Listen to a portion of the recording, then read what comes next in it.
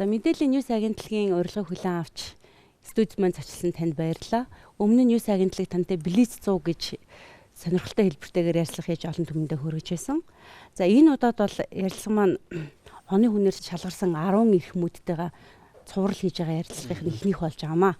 Тэгэд бид 2 өдрийн турш уншигчдаас авсан асуултуудыг энд багцлж бэлтгэлээ. Нийтдээ бол нэг 461 асуулт ирсэн байна.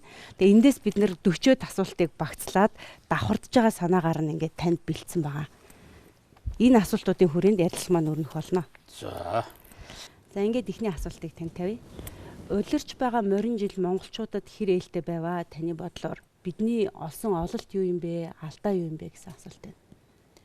За морин жилийн хувьд бол ер нь монголчуудад ээлтэй байсан. Морин жил ер нь ээлтэй байдаг. Үеийн морин жилүүд.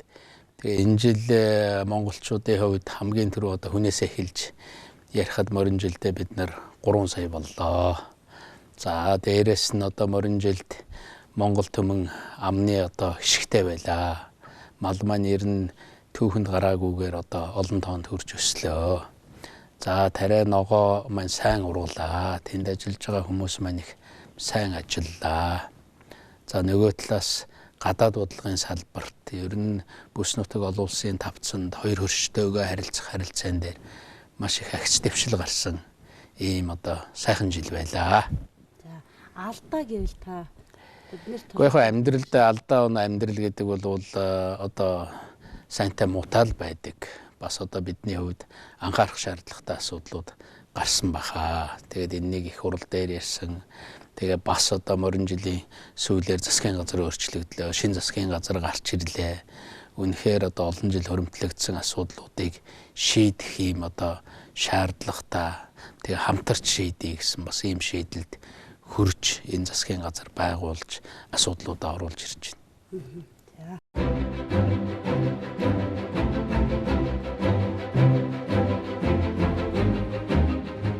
Юунаас харамлаад байгаа юм бэ? Гаргаж байгаа алдаа бид нар Монгол банкад хадгалах ёстой гэж ярьж болно. Нүүрсийг яах? Өнөөдөр л хэрэглэе л да. За энд ирүүлсэн асуултуудын ер нь 60-аас 70% дандаа 5-7 төсөлтэй холбоотой асуултууд байгаа. Энэ бодол сүүлийн үед одоо болж байгаа үйл явдалтай холбогдож байгаа хэл та. Тэгэхээр энэ сэдв дээр бас нэлээд олон асуултууд байна. За ингээд би дахин үзэгчдэд сануулхад энэ бол миний тавьж байгаа асуулт биш. Энэ бол олон нийтээс ирсэн асуулт. Энэ манай уншигчдын асуулт. Тэгээ тэр хэлбэрээр ижилхэн байгаа юм байна шүү дээ. Тэгэхээр энэ уншигчдын тавьсан хэлбэрээр очихолноо гэдгийг бас сануулах хэрэгтэй байх гэж бодож байна. Тэр за эхний асуулт 5-7-той холбоотой. 5-ын тогооны үйлчлэлээр 5-7 төсөл дахиад гацаанд орлоо. Энэ төслийг улсын хурлаар заавал хилцэх шаардлагатай юу гэж шууд асуусан байна. Улсын хурал хилцэх үү? Ер нь их хурлаар одоо маш олон шийдвэрүүд тогтоолууд гарсан. Тэгээд хэрэгжээгүй нь одоо их олон байна. Хэрвээ одоо их хурлаар хэлэлцсэн одоо тэр шийдвэрүүд хэрэгждэг байсан бол одоо ингээд эргээд харж хат Монголд бараг л 3000 гаруй километр төмөр зам тавигдчих байлаа. Нилээн хэдэн цахилгаан станц баригдчих байлаа. Олон зуун үйлдвэрүүд бий болох байлаа. Тэгэхээр ер нь энэ төрд баримтлах ёстой нэг шаардлага бол асуудлыг төвлөрүүлж шийддэг биш. Их хурлаар шийдэх шаардлагатай асуудлуудыг хуулиар, үндсэн хуулиар заагаад өгсөн байдаг. Гэхдээ ер нь айл болох асуудлыг анхан шатанда тэр аж ахуй нэгжүүдийн төвшөнд, орон нутгийнхаа төвшөнд шийдэж явах хэрэгтэй. Тэгээ ер нь дээшээ татах тусмал хэрүүл хагарал нь нэмэгддэг. Уулууд хүн өсөж явахад харагдах бараа нь илүү болдог. Их хурл руу асуудал өсөх тусмал тэр хагарал хэрүүл нь нэмэгдэнэ. Тэгээд тэр шийдэл нь бас одоо зөв болж чадахгүй юу. Тэгээд их хурл алдаатай шийдвэр гаргавал яах вэ? Ер нь альва улс оронд бол төрлүүгээ хамгийн дээдл рүүгээ асуудлыг татахыг нэг эрмэлздэггүй. Харин засгийн газар нь шийдэх юм бол их хурл нь хяналттай байна. Буруу зөрүү байгуул засгийн газар тэндээ шийдсэн улсуудтайгаа ярина. Засгийн газарт хариуцж байгаа сайд нь шийдэх юм бол сайдтайгаа засгийн газар нь хариуцлага ярина. Сайд нь одоо тэр хариуцсан чиглэлээр мэрэгжилтнүүд нь шийдэж байгаа бол мэрэгжилтнүүдтэйгээ хариуцлага ярьдаг. Тэгэхээр ер нь хамгийн гол одоо энэ төрийг авч явах нэг юм бол хаана шийдвэр гарах уу, хаана хариуцлага ярих уу гэдэг байна. Их хурл алдаатай шийдвэл яах вэ? Их хурл буруу шийдвэл яах вэ? аж ахуйн амьдрал өдөр тутам өөрчлөгдөж идэг. Хэлцэл яриа дандаа өдөр тутам явж идэг. Буруу шийдчихвэл яах вэ? Дахиад их хурл руу орох уу? Их хурл гэдэг нь эргээд Монголын нэрийг бүтнээр нь гаргадаг. Тэнд нэг албан тушаалтан шийдэж байгаа бол шийдэл байдаг. Тийм учраас өнөөдөр засгийн газрын түвшин шийдчих боломжтой асуудал. Би бүр хэлье. Засгийн газрын түвшинд ч биш одоо инх сайхан сайд хариуцаа том төсөл хариуцаад явж байгаа шүү дээ. Инх сайхан сайдын түвшин шийдчих боломжтой асуудал. Бүр аваад үзэх юм бол инх сайхан сайд биш. Эрдэнэс 5 толгой гэдэг тэр компани түвшин шийдчих боломжтой асуудал. Эрдэнэс 5 толгой дээр 5 толгойн лиценз нь байж байгаа. Өмчил одоо тэр хариуцлага нь байж байгаа. Тэгэл Эрдэнэс 5 толгой тэр одоо нүүрсээ хинээр зөөлөх үү, ямар замаар зөөлөх үү, хаашаа гарах уу, энэ компаниуд ингээд ажиллах юм байна. Тэгэл тэндээ гэрээ хэлцээрээ хийгээл шийдчих ёстой асуудал байхгүй. Тэнд очиод үнэхээр улс үндэсний юм ард иргэдийн эрх ашигын үүднээс асуудал шийдэх гээд байна уу? Тэр бодох хэрэгтэй. Яг одоо тэнд хүрээд ирэхээр манайхан чинь нэг зовлон байдаг шүү дээ. Асуудал шийдээд явуулдаг. Шийдээд явуулахаар айгүй бол нэг цөөнх болсон хэсэг нь хойноос нь очиж хэдэн жил майдсаар самардсаар байгаа л унаа. Олонх нь айгүй бол би шийдүүлсэн гэдэг өөр юм нэхэд явна. Тэгэхээр энэ хууль эрх зүйн талын бүх боломжууд нь байж байгаа. Тэгэхээр сүүлд нэг яригдаад байгаа нэг тогтоол байгаа шүү дээ. Ярилцлаган дээр ганц үсэд бас дурддагсан. Тэр тогтоолоор бол ер нь харж байхад заавал их хурлаар шийдэгдэхгүй бол хууль зөрчих юм шиг харагдаад байл шүү дээ. Одоо ч бид нар морин жилд явж байгаа тийм. Одоо юу илээ морь. Одоо хон жил гарч байна. Хон тэгээд арагшаад бол морь, могоо, луу, туула, бар, үхэр гэдэг. Тэр ч одоо бар жилийн тогтоолын тухай ярьж байна. Бар жил гэдэг чи хэдэн он бэ? Хоошоо тэгээд бодол та тийм ээ. Бар жил гэхэр ч мөр 2010 он болж байгаа. 2012 он одоо луу жилийн үед бас дахиад тогтоол гарч ирсэн. Тухайн асуудлыг шийдгээл гаргасан тэр төмөр замыг барь гэсэн 5 толгой шийдгсэн шийдээгүй байхгүй. Шийдэгдээгүй ажил шүү дээ. Бар жилийн тогтоолоор бол одоо хон жилийн юм яриад яах вэ? Тэ хуулиараа шийдэх ёстой. Тэр цаг хугацаанд л шийдчих ёстой. 5 толгой дээр засгийн газар улсын их хурл яагаад нэгдвэл байр суурьтай ажиллах байгаа юм бэ л гэдээ дахин давтаж асуусан байна. Тэгээд энэ эдийн засгт тохирол учруулж байгаа эрхмүүдэд ер нь харилцах тооцох боломж байгаа мó гэж. Ер нь 5 толгой гэдэг сэдвийг бид нар 7 дахь жилдээ ярьж байна. Би хөвдөө 2012 10 биш 2006 он шүү дээ. 2006 оны 12 сарын 12-нд Эрдэнийн хөв гэдэг нийтлэл өч одоо өдрийн сонд гаргаж ирсэн. 6 он гэхээр ч одоо 9 жилийн өмнө. Тэндээ одоо Эрдэнийн хөв гэдэг санаа нь бол за 5 толгой гэдэг энэ ордоо хурдан ашиглая. Энэ одоо сайхан баялаг байна. Тэгээд үүний маш одоо тодорхой хэсгийг, жижигхэн хэсгийг, бага хэсгийг ард иргэддээ хөв болгож өгвөл яасан юм бэ гэдэг. Тэгээд нөгөө Эрдэнийн хөв гэдэг тийм нэг зүйл чи явсаар бол одоо нэг 1072 хувьцаа гэж яригддаг боллоо шүү дээ. 9 жилийн өмнө ярьж исэн асуудал шүү дээ. Одоо 9 жилийн дараа дахиад яриад сууж байна. 9 жилээр энэ төсөл, 9 жилээр бидний энэ зорилго одоо хөгшөрсөн байна. Одоо болно. 9 жилээр бидний энэ зам уягдсан байна. Цаашаа бид нар явах шаардлагатай л гэж би бодож байгаа. Тэгээд үндэсний аюулгүй байдлын зөвлөл дээр яриад зарим хүмүүс мэдэхгүй байж магадгүй л дээ. Үндэсний аюулгүй байдлын зөвлөл дээр яриад бид нар маш тодорхой өдрөмж өгсөн. Одоо энэ Алтан уугийн засгийн газар бараг жилийн өмнө өгсөн. Тэрнээс ч өмнө бас л нэг 6 одоо олон улсын байгууллагууд оролцсон 6 консорциум орон тэр улс сонирхлоо илэрхийллээ гэл тэр чинь 2-3 жил тэр чинь одоо Батболдын засгийн газрын үед бараг Баярын засгийн газрын үед яригдсан. Одоо эргээд боддоо энэ хурдан өөрчлөгдөг цаг хугацаанд бараг л Jurassic Park-ийн үе юм ярьж байгаа юм шиг сонсогдож байгаа үстэй тийм ээ. Нэгдүгээр ангийн хийж явах үед ярьж байсан. Үгүй харин тийм. Одоо тэр үед л яригдээд явж исэн юм зүйл. Тэгээд тэгж яваа тэр нэг одоо уралдаан шалгаруулалт манай ч мөн хэцүү шүү дээ. Тэрний нөхцөлийн тодор нь их хурл тогтоол гаргана гэд тэр үед л гаргаж ирсэн тогтоолын тухай л яриад байгаа надад сууч. Тэгээд тэр ажил ерөөсө бүтээгүй. Оролцсон улсууд нь яваад хөв хэмжээнд дээрээ яриад ерөөсө тэр 5 толгой хөдөлж өгөөгүй. За тэгээд хажуугаар нөгөө төрийн 5 толгой гэж нэг юм байгуулсан. Тэр нь эргээд өрөнд орсон. Тэгэл тэр 5 толгой дээр одоо буруу зөрүү улсууд орж ийн орохгүй байх гэл нэг баахан маргаан гараагүй би орно чи орно гээл. Тэгээ харин бүр тийм хулгай тийм юм явж байгааг таслан зогсооно гэж ярьж ийсэн. Би одоо арчилсан намын дарга байхдаа их сайн санаж байна. 2006 үлүүд 7 оны хавар бүр ардчилсан намын гүйцэтгэх зөвлөлийг хуралдуулж байгаа тэр үе чинь тийм 5-7 асуудал чинь одоо 6-7 хонд шүү дээ. Тэр үе тийм эрчимтэй яригдж ирсэн. Тэгэхэд би ерөөсөө энэ улс төрчдийн илүү одоо давхиж ордгоо болио энэ аж ахуй эрхэлж байгаа. Татгалзаад байсан билүү нэг. Тий Батбаяр, Молёхол Батбаяр их шүү. Би өөр тэгээ гүйцэтгэх зөвлөлийн шийдвэр гаргуулж ялээ шүү дээ. Энэ лүү ингээл тэр энэ орно энэ орно гэд хэн ч орох хэрэггүй. Ер нь ардчилсан намын энэ лүү орсон улсууд өөрсдөө татгалз тэр хөв мөвөө тэр сонирхож байгаа улсууд нь худалд гэж ийм шийдвэр гаргаж ирсэн. Ингээд л яваа тэгээд тэр шийдэгдээгүй. Тэгээд дараа нэг 6 талаас концерцум орлоо ярьлаа гэд тэр нь бүтээгүй. Тэгээд явсаар байгаад Алтан уягийн засгийн газар байгуулагдаад яваа. Тэгээд за энэ нэг одоо уралдаан шалгаруулалтаа дүгнэе. Дүгнээд тэгээд нэг цааш нь явуулъя гэд. Тэгээд дүгнэх гэсэн дүгнээ цааш нь явуулах гэсэн явж өгдөг. Дахиад 2-3 жил алдлаа. Дахиад Монголд орж ирэх ёстой зөндөө их орлого, зөндөө их боломжууд алдагдлаа. Энэ хэрээр Монголын ард түмний хүмүүсийн өөрсдийнх нь орлого л хохирж байгаа шүү дээ.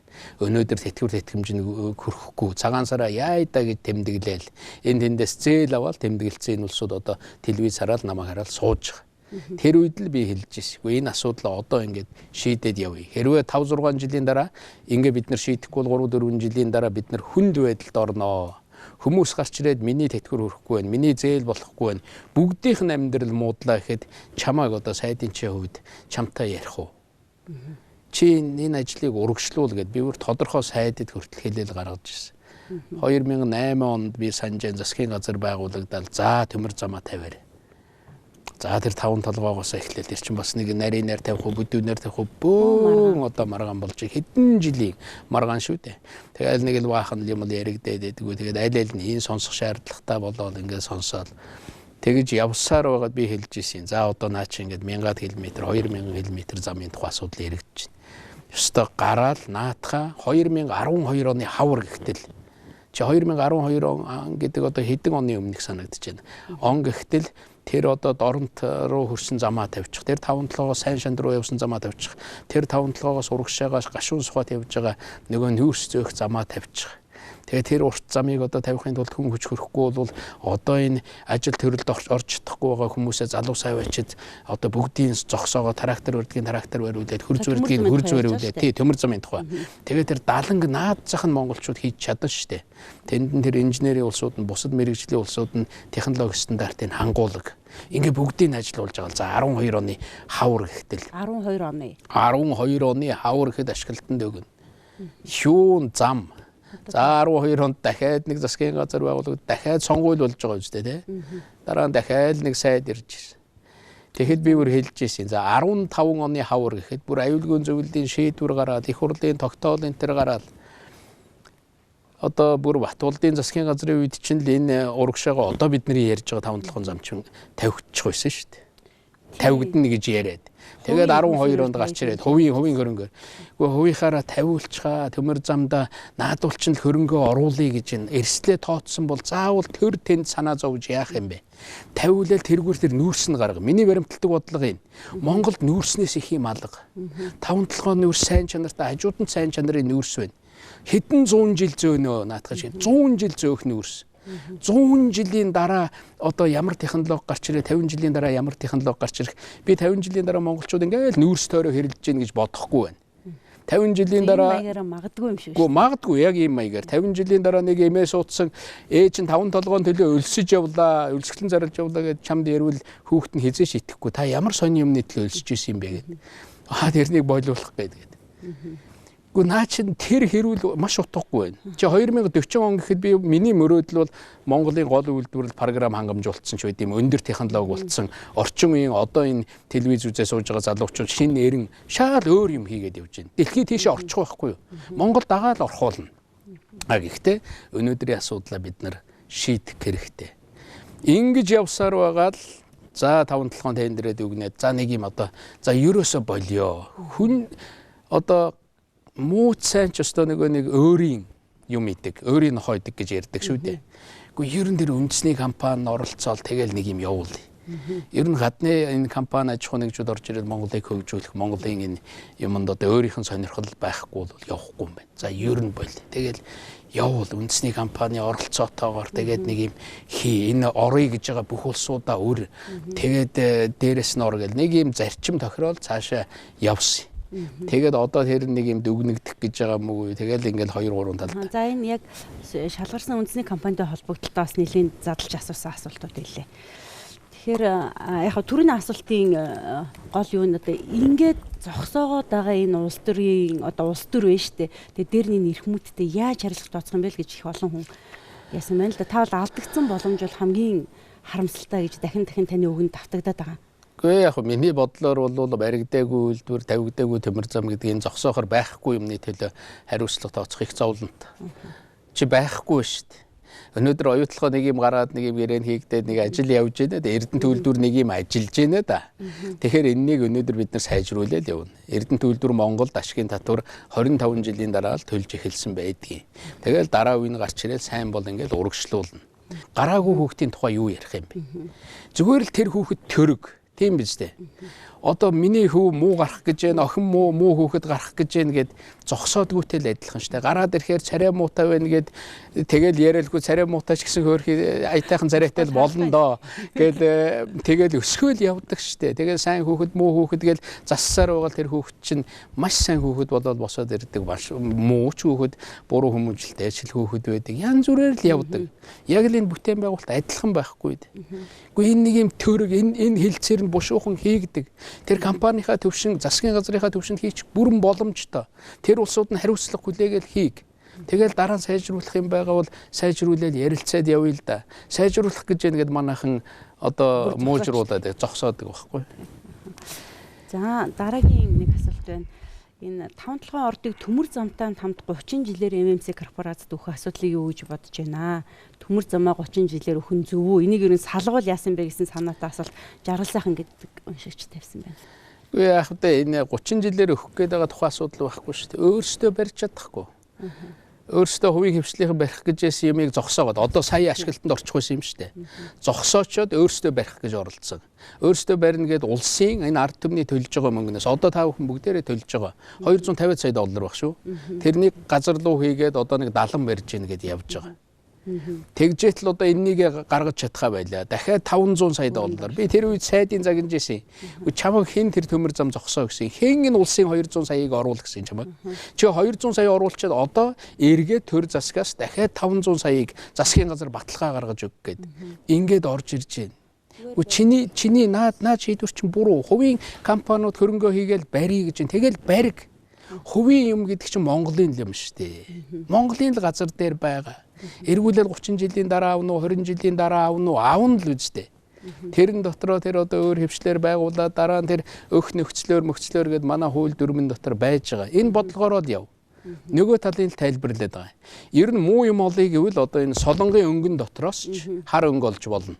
Яг үнэндээ бол солонго байдаг шүү дээ бор орсны дараа. Энэ бол хар өнгө байхгүй шүү. Сайн юм олъё гэвэл хөө дотроос ч цагаан өнгө олж болно. Ухаад байх юм бол ингээл ухаал бие биенийг унгаад байдаг энэ нэг юмнасаа болий. Би тэгээд тэр төмөр зам гэж асууж байна.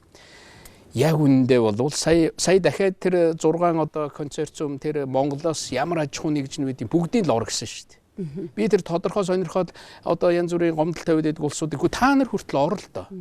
Ороод хамгийн сайн нөхцлөөл өгөөл хамгийн сайн ажиллаж байгаа тэр үр дүнгээл харуулал да. Тэр хүнд итгэл төрүүлэл тэгэл ажил тэгэл дэмжий. Тэгээд орсон манайхнаас тавьсан засгийн газраас тавьж байгаа одоо аюулгүй зөвлөл дээр бас ярьж тавьсан нөхцөл бол хүнд нөхцөл шүү дээ. Нөгөө төмөр зам руу хийцсэн байгаа төрийн шатаацсан байгаа 200 сая долларыг төлөл гин 250 сая. Нөгөө чалкод аваачаад нэг баха өр тавьсан шүү дээ. Тэрний үлдэгдлийг төлгөн. Тэгээд нөгөө одоо мөнгөжүүлж чадахгүй байгаа нэг 1072 хувьцаа гэдэг нэг юм байгаа шүү дээ. Ард түмэн тараацсан гэдэг нэг сая хүн худалдаад авцсан гэдэг. Тэр хувьцааг мөнгөжүүлэл гин. Тэгээд дээрээс нь бас бэлэн мөнгө өг гин одоо урьдчилгаа болгож наад мөнгө өг. Тэгээд өмнөөс нь чи татвар тавь. Татвар төл бүх төрлийн татвар. Тэгээд тэр бараг л тэр одоо зарим татврын нэмээд тэрний нь одоо мөнгөжүүлгээд. Тэгээд дээрээс нь төмөр замаа тавь. Ийм юм одоо зүгээр тэр том концерциум сонирхож байсан улсууд наадах чинь хийхгүй. Ийм юмыг болий гэд явсан одоо нэг үлдсэн энэ улсууд байгаа. Наад бол чи нэг ачаа үрхэл гэж орж ирж байгаа. Магадгүй одоо өөрсдийнх нь тооцоолж байгаагаар инх сайхан сайдныг үзүүлжсэн засгийн газар дээр ярьжсэн би өөрийнх нь яриаг сонсож байгаа. Нэг 19 оноос 2019 оноос нэг гээгээ үзэж анхны нэг төгөрөг нь нэг ашиг болж тэр компанид орж ирэх юм уугүй юу? 2025 оноос оруулсан хөрөнгөө нөхөх тухай ярина гэж байгаа шүү дээ. Гэхдээ тэгэл Монгол руу орж ирэл Монголын юм явуул дээ. Энэ аж ахуй нэгжүүд өрөнд орцсон энэ аж ахуй нэгжийг энэ улсууд ажилтаа болго. Энэ хараа сууж байгаа залуучууд ажилтаа болго л дээ. Орлоготой болго л дээ. Тэгээ Монгол тэр нэг нүүрсээ гаргал да. Гарчилж чаддаг юм бол энэ нүүрсийг зөөгөл гарга. Манай зарим дарга нар одоо Зандаа хүүгийн инх бол бүр тийм санаа гаргаж ирсэн. Үгүй ерөөсөө энэ төмөр замыг карусел маягаар тавиул яасан гэдэг. Одоо манай их хурлын дарга карусел гэдэг нь одоо 2 давхар төмөр зам болгоод тэгээд тэнд очиод ингээд тойроход нэг юм гогцоотой. Тэр богоон ерөөсө зогсдгүй. Ингээл явж идэг. Одоо нэг төмөр зам тавина. Одоо энэнийг тавих гэж хичнээн бодлох бол ганцхан ийм одоо богооны зам тавьчихар чинь машин зам шиг богоон чи хажуугаар нь тойрч болохгүй шүү дээ. Өөдөөс машин ирж гэнэ гэл. Тэгээд хоёр ганц замаараа явна. Тэгээд энэ талаасаа нүүрс очсон богоон очино. Буцаж ирэхдээ яах вэ? Хоосон ирнэ. Тэгэхээр энэ талаас нь ингээл 1000 богоон. Одоо 30 сая тонн нүүрс жилдээ гаргана гэвэл ямар их ачаа байгааг би хэлье. Өдөртөө 1000 богоон нүүрс явж явах хэрэгтэй гэж. Нэг өдөр мэдхүү 1000 богоон нүүрс. Төсөөлөхөд хэцүү юм. Чи Улаанбаатар руу орж ирж байгаа 20 хэдэн богоон нүүрс, 40 хэдэн богоон нүүрс л одоо манай цахилгаан станцууд руу орж ирдэг. 20 хэдэн богоон. Тэгэхэд өдөрт 1000 богоон явж тэрнийг гаргана. Тэгээ яг тийм маягаар тавиад гаргаад тэр мөнгө нь олох. Тэгээд энэ 5 толгой дээр бол хамгийн том өрсөлдөгч уг нь монголчууд баймгүй байгаа. Цаг хугацаа шүү дээ. Манай хойд хөрш бол нүүрсээр өстой хагсан газар. Манай урд хөрш ч гэсэн маш их нүүрстэй. Ялангуяа наатлын бүс нь бол асар их нүүрстэй. Тэгээд авах боломж байгаа бол хурдан өг. Тэр хаа байсан Африк, Мозамбик, хаа байсан Австрали. Тэр чигээрээ дэлхийн нүүрсний ихэнхийг хангаж штт. Зүгээр л усаар хөвүүлээд бушууханд явуулдаг. Авъя л гэж байгаа бол бүхэн л нь явуулж байгаа байхгүй. Гэхдээ юунаас харамлаад байгаа юм бэ? Энэ гаргаж байгаа зэсээ магадгүй бид нар одоо боловсруулад одоо тэр зэс гулдмаа болгоод хоёр дахь бүтээгдэхүүн болгоё гэж ярьж болно. Гаргаж байгаа алтаа бид нар Монгол банкнд хадгалах ёстой гэж ярьж болно. Нүүрсийг яах? Хэрэгжилж байлаг болгоо шүү дээ тэр чинь. Чи өнөөдөр л хэрэглэе л да. Өнөөдөр хэрэглээд өнөөдөр энэ улсууд маань ажилтаа болоод тэгээд энэ ажилтаа болж байгаа өөр үйлдвэрүүд нээгдээд энэ Монголын энэ уул уурхаагаас ордог 70-80% хамааралтай байгаа энэ юм нь багасаад өөр үйлдвэр өөр аж ахуйнууд босоод Монгол өөдөө татагтаал явгал. За бид нар тендерт ялсан консорциум дээр ахаад бас тогтож асахгүй л энд нэлээд олон давтагдсан асуулт байна. Тэр өөрөө нэг цогцоор гэдэг нэг нийтэрний яах гэдэг салгаж болдгоо. Салгаад маш их өгсөн шүү дээ. Төмөр замыг энэ компани барь, тэрнийг барь. Манайх ч салах тусмаа л хэрэлдээд нийлэхгүй. Айгүй л төмөр зам дээр очиж тэгнэ хэлчих чинь. Тэгээ явуулдаггүй. Гэхдээ нийлүүлж нэг цогцоороо л яв. Нэг цогцоороо явж за энэ төмөр замаа барь. Энэгээр нь бидний зарах гэж байгаа нүүрс гарах гэж байгаа юм байна. Зарах гэж байгаа үнэ бид нар тохирох гэж байгаа юм байна. Нийлүүлж явгүй. Үнэхээр энэний төлөө тэр инх сайхан хариуцлага хүлээгээ зүтгэж байна. Энэ бол би бол одоо энэнийг үнэлэх хэрэгтэй болоо. За энэ тендерт ялсан консорциумыг нэлээд хэмжээний өртөө за одоо ингээд энэ 5-7 төсөл дээр орч ингээд хувьцааных нь үн өснөө. Тэрүүгээрээ одоо бидний одоо өөрийнхөө төлөх гээд байна гэсэн санаа маш их хэлсэн байна энд хүмүүс. Энийг ингэж бодд юм шиг байгаа. Би тэр аж ахуй нэг Mongolian Mining Corporation гэдэг байна шүү дээ. Монголын одоо тэр уул уурхайн корпорац гэдэг. Тэр аж ахуй нэгж нь Хонконгийн хөрөнгөний бирж дээр гарч. Тэгэхээр тэнд авч байгаа улсууд дандаа Хонконгийн улсууд авдаг гэж бодоод байгаа юм. Айгуул Монголын иргэдэж тэр хэмжээг худалдсан гэж ойлгоод байгаа шүү дээ. Гэхдээ Монголын иргэдэж худалдаж авна шүү дээ. Тайлан нээлттэй. Энэ нэг дарга нар энэ нэг хөвөлдөл янз бүрийн юм яриад байдаг улсад хэдэн өртөө ямар татвар төлсөн яадгийн гэдгийг хэн ч мэддэггүй. Тэгээд тэр нь бүгдээрээ нууц үйж явах хэрэгтэй мó. Харин тэр бирж дээр гарна гэдэг бол Монголын одоо Монголын нэр хүндийг өсгөж байгаа Монголын нэгч болсон аж ахуй нэгж гараасаа. Би өвдөө боддгийг манад нэг хэдэн аж ахуй нэгж өрсөлдөөд Монгол дотроо биш. Энийг бүс нутагта хажуудлынхаа хөрштэй наад захна. Тэгээд цаашаа тэр Япон солонгостой бизнес ярьдаг энэ хэмжээнд манай аж ахуй нэгжүүд очоосоо. Гэхдээ нэг 10 20 ийм бизнес ярьдаг аж ахуй нэгж байгаасаа. Ийм 10 20 аж ахуй нэгж гараад ирвэл араас нь 10 20 мянган аж ахуй нэгж дагаал босно. 10 20 мянган Монгол залуучууд ажилтаа болно. Амьдрал нь сайжирнаа. Гэхдээ яах гээд байгаа юм бэ? Тэгээд тэргээр өрөө дарах гэж. Гэхдээ тэгээд нэг аж ахуй нэгжиж болсон өрөө дараа цаана хэд хэсэг аж ахуй нэгж өрөө дарна гэдэг чинь хэсэг хүмүүсэд ажилтаа болно шүү дээ. Манай аж ахуй нэгжүүд чинь бүгд хоорондоо бие биендээ өртөө байдаг шүү дээ. Нэг нь биендээ бензин нийлүүлсэн, нэг нь биендээ одоо энэ цахилгаан нийлүүлсэн, хувцас нийлүүлсэн гэл тэрний цаана нөгөө хувцас нийлүүлж байгаа ч гэсэн хөөрхий цахилгааны өртөөл байж байгаа шүү дээ. Ингээд бүгд гинжин өртөө. Ягаад хүмүүс ингээд амьдрал нь тэгээд тэтгэврийн хүмүүс нь хүртэл өртөө, сургуулийн багш нар нь хүртэл өртөөл байгаа шүү дээ. Гэхдээ яагаад ингэж өртөө болоод идэм бэ гэхээр нэг талаасаа л өрн төлөгдөөл ирэх юм бол бүгдийнх нь амьдрал сэвсэвкийгээл босно. Ер нь Монголд нэг тэрбум орчим доллар орж ирээл ирэхэд 6 сарын дотор орж ирээл ирэхэд Монголын энэ аж ахуй нэгжүүд өнөөдрийн маш олон хүндрэлүүд сэвх хитл сэргэх боломжтой. Нэг тийм одоо бүр нэг бороо ороогүй нэг хагсартсан хөдөө байдаг шүү дээ. Тэн дээр нэг 2 хоног шиврээ баруу орчих юм бол бүх ургамал нь эргээл гараад ирдэг. Яг энтэй адилхан байхгүй юу? Тоонлогын төсөл хөдөлгөөл одоо энэ таны хэлээд байгаа бороо орох уу? Гэхдээ хинээс юунаас юу харамлаад байгаа юм бэ те? Хөдлөөл ямар нэгэн ажил хийгдэл нэг хэсэг хүн ажилтаа болгол дээ. Төр очиод ажиллаа гин 400 сая доллар л гин 100 сая доллар л гин өртөө байна л гин. Тэр өрийг хэн төлөх юм бэ? Ард түмэн төлөх юм уу? Нүүрсээр төлж болдгоо өрийг тэгээд монголчууд дахиад төлнө шүү. Хэн нэг л төлнө дээ тэр. Тэгээ нэг аж ахуй нэгжиж бай, нэг хэсэг аж ахуй нэгжиж бай асуудлаа шийдэж жаахан урагшаа явбал уг нь Монгол л урагшлахад одоо хэрэгтэй л гэж боддог. Надад бол энэ ард түмний эрх ашиг үнэхээр энэ хүмүүсийн яриад байгаа бухимдаад байгаа энэ бухимдал бол үнэхээр хайрын санагдаж байна. Танд сүүлийн үеийн мэдээлэл нь ер нь ямар шатантай байна энэ төсөл? Одоо их сайхан сайд танилцуулах хэмжээнд хүрж байгаа болов уу засгийн газар дээр ч юм уу? Үндэсний аюулгүй байдал дээр танилцуулаад шийдэг. Заавал үндэсний аюулгүй байдал танилцуулаад үндэсний аюулгүй байдал дээр бид нэр яриад тодорхой удирдам зарчмыг өгсөн. Тэрнийгээ сонсоод засгийн газар бүрэн эрхийнхаа хүрээнд шийд. Засгийн газар нь бүрэн эрхийнхаа хүрээнд шийдэл цаашаа явах хэрэгтэй.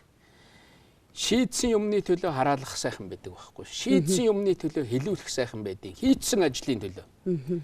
Тэр нь муу ажил хийцэн бол хараалгая. Муу ажил хийцэн бол хариуцлага хүлээ. Сайн ажил хийцэн бол Монголын ард түмэнд л буян болог. Өнөөдрийн энэ ядарч яваа хүмүүст л буян болог. Тэр хэдэн аж ахуй нэгж энэ улсууд нь ажилтаа амьдралтай болоод өдөө гарга. Тэгээд дараачийн үеийн улам сайжруулэл явна.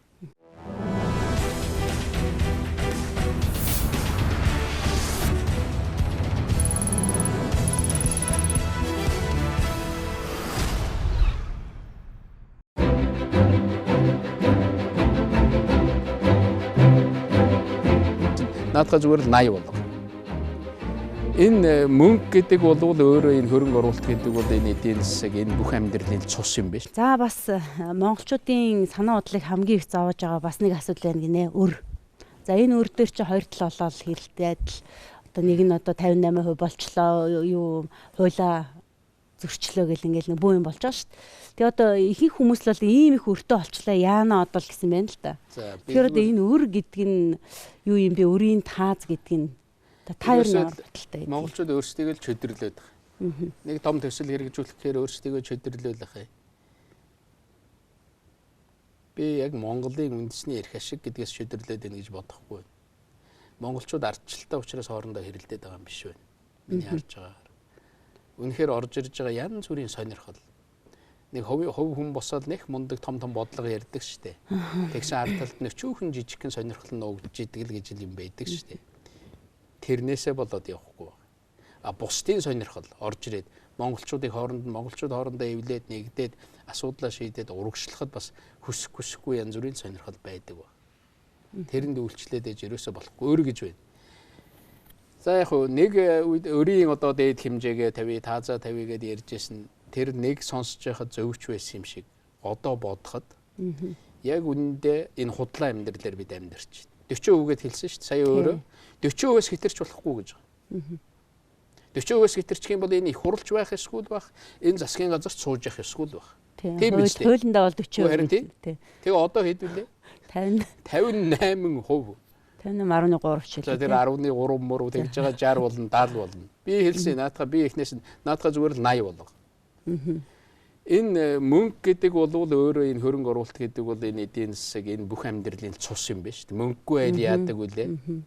Бүх амьдрал зогсно. Бүхэл амьдрал зогсоод ölбэрч унах гэж байгаа биз дээ. Ölбэрч унах гэснээс нэг тийм хоолоо залгуулаад амьдралаа залгуулаад явж явах хэрэгтэй биз дээ. А гэхдээ тэр мөнгөө юунд зарах уу гэдэг баг. Цугласан мөнгөөрөө 2 өдөр одоо цадаад тэгээд 28 хоног нь одоо өлсгөлийн явах уу аль эсвэл зөв зарцуулах уу? Яг улс орон адилхан. Тийм учраас би хэлээд байна. Засгийн газар янз бүрийн одоо зээл авах гэж хөөцөлдөх хэрэггүй. Жилийн 2% хүүтэй зээл гэж хэлж байгаа шүү дээ. Жилийн 2% хүүгээс дээшээ бол засгийн газар зээлийн хойноос битгий хөөцөлдөг. Жилийн 2% хүүгээс бага. За дээрэс нь бүр одоо жилийн тэг 10 хэдэн хувийн хүүтэй зээлүүд байдаг. Тэгээ 30-40 жилийн хугацаанд төлөх боломжтой тийм хөгжлийн зээлүүд байгаа, тусламжууд.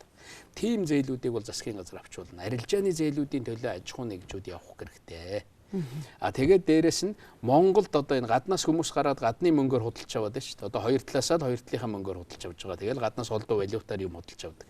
Тэрнийг Монголд хийж байгаа бол тийм үйлдвэрийг л дэмжиж байгаа. Тийм үйлдвэрүүдийг. А Монголдоо юм хийгээд хамгийн чухал юм бол Монголдоо юм хийгээд гадагшаа зарна гэдэг бол бусад хүний хэрэгцээнд бараагаа нийлүүлж чадж байгаа тийм үйлдвэр аж ахуй нэгжүүдийг бол дуугүй дэмжих хэрэгтэй. Тийм аж ахуй нэгжүүд ийм үйлдвэр барих гэж байна. Ингэж бид өргөжүүлэх гэж байна. Намайг дэмжиж өгөөч гэд орж ирээд тэр нь олон улсын стандартад нийцсэн банкны одоо тийм зээл өхөн баталгаатай байгаа бол засгийн газар тэн дээр шууд баталгаа гаргах хэрэгтэй. Тэгэхээр энэ өгүүлбэрүүдийг миний сая ярьсан бодлогыг л Монгол улс хуулиндаа оруулчих л да. Засгийн газар оруул. Энэ бүхнийг бариадгүйхээр засгийн газрын ямиг ерөнхийлөгч барьж гүйлээ гэдэг байхгүй юу? Энэ бүхнийг ярихаар засгийн газар энэ одоо ярих юмыг яриад байна. Таны энэ ярьж байгаа чинь амьдралд хэрэгжихгүй байна гэдэг. Үнэхээр миний энэ ярьж байгаа зөв мэт яригдээ. Заримд нь гоё мэт сонсогдоод, худал мэт сонсогдоод ээж магадгүй. Тэгээд би ярьлаа. Би энэ бодлогыг томьёоллоо. Би энэ ярьсан зүйлийнхаа төлөө хариуцлага хүлээе л дээ. Тэгээд тэрнийг ажил болгоотгол гэж. Тэгэхээр өрийн тааз гэж ингэж худлаа хэрэлдэж бие биендээ одоо янз бүрийн улс төр хийж би одоо өр тавиулдгүй хүн гэж ингэж суух ямар ч шаардлага байхгүй. Монголчууд чинь нэг өрнөөс яаж мөнгөө юунд зарцуулах вэ гэдэг л асуудал байна. Одоо бид нэр тавьдсан өр төлөх гэж байгаа өр хангалттай. Одоо өнөөдөр амьдралд нь хүрч ядж байгаа мөнгө маргааш нөгөөдөр 2 жилийн дараагаар 1 тэрбум доллар, 500 сая доллар нэхэгдээд ирэхэд юунаасаа гаргах вэ? Өнөөдөр энэ том төслүүд нь хөдлөөгүй хад юунаасаа гарах вэ? Бүгд л төлнө. Одоо танай редакц, танай ажилтнууд хүртэл төлнө. Нэг 8% хүүтэй зээл авсан хүмүүс айгүй бол байж магадгүй. Тэр хүнд өнөөдөр тэнгэр хол газар хатуу явж байгаа шүү дээ. Тэр залууд бол тал нь байгаа гэж ярьж шүү дээ. Ийм л байгаа байхгүй юу? Тэгээд тэдний амьдралыг жаахан зөөлөхийн тулд мөнгө оруулж ирээд хэрэгтэй юм руугаа зараад эдийн засаг боломжоор өөдөн татаа. Эдийн засаг өөдөн татагдана гэдэг чинь хүн бүхний амьдралд л тусдаг байхгүй. За дараагийн асуулт. Монгол хүн Монголдо сайхан амьдрах арга байхгүй наа. Эдийн засгийг хідэн олигарх хатгачихсан байна. Байгалийн байлгаас олдж байгаа ашгийг бас цөөхөн хүмүүс хүртэж байна. Ер нь олон нийтийн гэх юм Монголд байхгүй нь бид одоо яах вэ гэсэн асуулт. Тэгэхээр ер нь Монголын энэ зовлон бол Монгол тохиолдоод байгаа зовлон ч биш байх. Нийтдээ л энэ зах зээл рүү орж исэн бусад улс орнууд тохиолдож л байсан зовлон. Тэгээ би эндээс гарсан тэр нэг олон нийтийн гэдэг үг бол хамгийн чухал үг сонсогдож байгаа. Өнөөдөр Монголд үнэхээр олон нийтийн алга байна шүү дээ. Одоо ингээд эмнэлэг дээр яваад очин, сургууль дээр яваад очин. Яг эмнэлэг сургууль нь улсын сургууль нэртэй тавигдсан захирлын л мэдж байгаа шүү дээ. Ер нь улсын юмаа гэдэг бараг л даргынх нь л хувийн юм шиг л хандаж байгаа. Тийм ээ. Чи одоо нэг өөр нэг газар яваад оч, компани дээр яваад оч, аж ахуй нэгж дээр яваад очихоор нэг гэр бүлийн, нэг хэдэн гэр бүлийн улсуудын л компани аж ахуй нэгжил яригдаад байгаа шүү дээ. Хизээч олон нийтийн байдгүй. Гэхдээ төрлөө одоо яваад оч.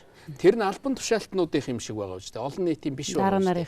Дарга нарын төр юм шиг харагдаад байгаа. Олон нийтийн төлөө үйлчилдэг. Тэгэхээр энэнийг хэдийд олон нийтийн болгодог вэ гэхээр одоо би энэ аж ахуй нэгжүүд би 5 жил уриалж байгаа. Хуулиа гаргаад тийм аж ахуй нэгжүүдийг дээрээс нь тэр сая би засгийн газрын баталгаа гаргаж өгөх тэр зээлээ одоо өгөх тэр аж ахуй нэгжүүд нь олон нийтийн байх шүү дээ. Сая тэр олон нийтийн гэдэг нэг Гонконгийн бирж дээр гарлаа гэж шүү дээ. Энэ чинь дэлхийн баялагаас хуваалцаж байгаа байхгүй юу? Дэлхийн мөнгийг л Монгол руу оруулж ирж нэг аж ахуй нэгжил босгох гэж нэг хэсэг аж ахуй нэгж босгох гэж явж шүү дээ. Яг энтэй адилхан одоо тэр компани эзэн болвол нэг гэр бүл биш. Тэр компани хувьцааг худалдаж авсан хүмүүс тэр эзэмшигч нь байхгүй. Өнөөдөр Монголд нэг одоо гайгүй компани явж гин гэж бодъё л гайгүй аж ахуй нэг гэж. Тэр гарч ирээд Монголын хөрөнгийн биржээр тэр дэлхийд зарсан ч гэсэн манайхан тэр биржээр нь ороод хувьцааг нь худалдаад авах эрх нь нээлттэй байдгийг. Монголын хөрөнгийн биржээр заръя. Одоо манад энэ ажил эхлэегүй учраас бас хүмүүс ойлгохгүй байж магадгүй. Монголчууд нь тэр хувьцааг нь худалдаж авах. 50 мянган хүн 100 мянган хүн худалдаж авах. Заавал нэг гэр бүл тэр аж ахуй нэгжийн тэр бүх хөрөнгөний 90% барьж авах хэрэггүй. Байдагчгүй.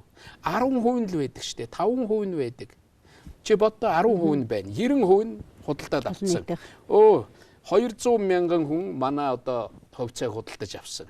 Тэр мөнгөө зүгээр одоо архинд юм уу өгч нэг бол одоо банкнд хадгалуулж тэр нь одоо ингэж унжээснээс тэр аж ахуй нэгжтэйгээ хамтдаа баялгаа бүтээж байгаа байхгүй.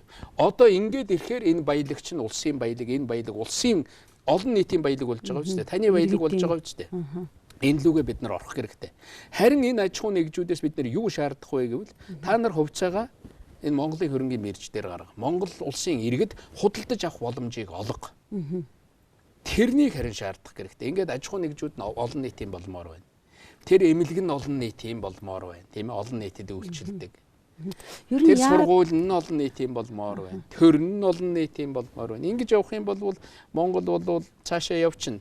Тэр нам нь олон нийтийн болмоор байна. Нам гээд ороод ирэхээр хэдэн фракцийн хүлээсэнд баригдсан л байгаа үстэй. Тэр намын гишүүдийнхаа нийтлэг эрх ашигын төлөө үйлчилдэг л болох хэрэгтэй байна. Энэ ер нь хөрөнгийн зах зээл ер нь яагаад манад хөгждөг юм болоо? Наадах ч одоо 3-4 засгийн газар яриад одоо хууль хүртэл баталсан шиг санагдав. Хууль батлагдсан. Дээрээс нь одоо манад энэ хөрөнгийн зах зээл хөгжихгүй дотоодын 2-3 хаан шалтгаан байгаа. Хүн тэр хувьцаа худалдаж авч байгаа шигээ маш хурдан эргүүлээ зарчих боломжтой байх хэрэгтэй. Нэгдүгээрт. Хоёрдугаар тэр хөрөнгийн зах зээл рүү яваад орохоор тэр үйл ажиллагаа нь маш их ил тод байх хэрэгтэй. Нөгөө аж ахуй нэгжүүд чинь миний энэ заргаж байгаа хувьцааг зөв зарж гэнэ үү, буруу зарж гэнэ дотроо дахиад нэг баахан одоо нэг тийм махинац байдаг шүү дээ. Одоо нэг хэсэг өмч хөвчл явж байхад нэг ягаан цагаан тасалбар цуглуулж гэнэ гэл хэдэн хүн цуглуулаад өмчтэй болж исэн шиг яг тийм маягаар яг нөгөө нэг ах улсууд нь авдаггүй тэгэл дунд нь хариуцлагын тогтолцоо нь маш их ил тод байх шүү дээ. Дээрээс нь төлдөг шимтгэл нь ойлгомжтой байх шүү дээ. Төлдөг шимтгэл нь бага байх хэрэгтэй байхгүй. Тэр хөрөнгийн биржийг тэжээх гэж байдаг биш. Тэгэхээр энэ хөрөнгийн биржийн юмыг маш хурдан хөгжлөөл тэр олон улсынхны стандарт руу оруулаад Монголын засгийн газар байх нэг 5-10 хувьтай байна үгүй тэрнийгээ шийдэл энэ хөрөнгөө оруулж олон нийтийн болгох гэдэг аж ахуй нэгжүүдийн одоо тэр хөвчлөлд тэр сонирхлыг л оруулж байгаа. Тэднэр нь тэр одоо тууз тэр одоо удирдлага байгуулаад тэднэр нь тэндээ ихтгэл түүгээрээ дамжуулаад ард түмнийхээ мөнгийг одоо тийм ээ аваад тэргээрээ эргүүлж аж ахуй нэгжид томруулаад явчих хэрэгтэй байна. Таны над санаа гэж хэвлэл мэдээллийн байгууллагууд дээр ер нь хамгийн түрүүнд хэрэгжүүлмээр санагдаж байна. Яг гэвэл олон нийтийн өмчлөлтэй байна гэдэг чинь хин нэгнээс хараа цус байна гэсэн санаа шүү дээ. Ер нь л нэг 50-60% нь чи санаж байна уу? Энийг 20 жилийн өмнө хүртэл хийх гэж оролдож байсан шүү дээ. Өнөөдөр гэж сонин одоо.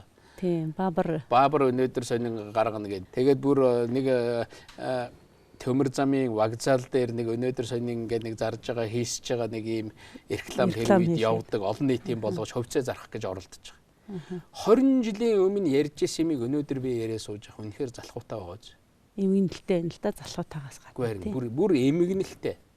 Тэгээд энэс хэн хожоод байгаа юм? Хэрэлдээ зогсоогоод байгаа нэг ганц нэг одоо тэр бүлэглэл одоо юу гэдгийг тэр улсууд л хождог байж магадгүй.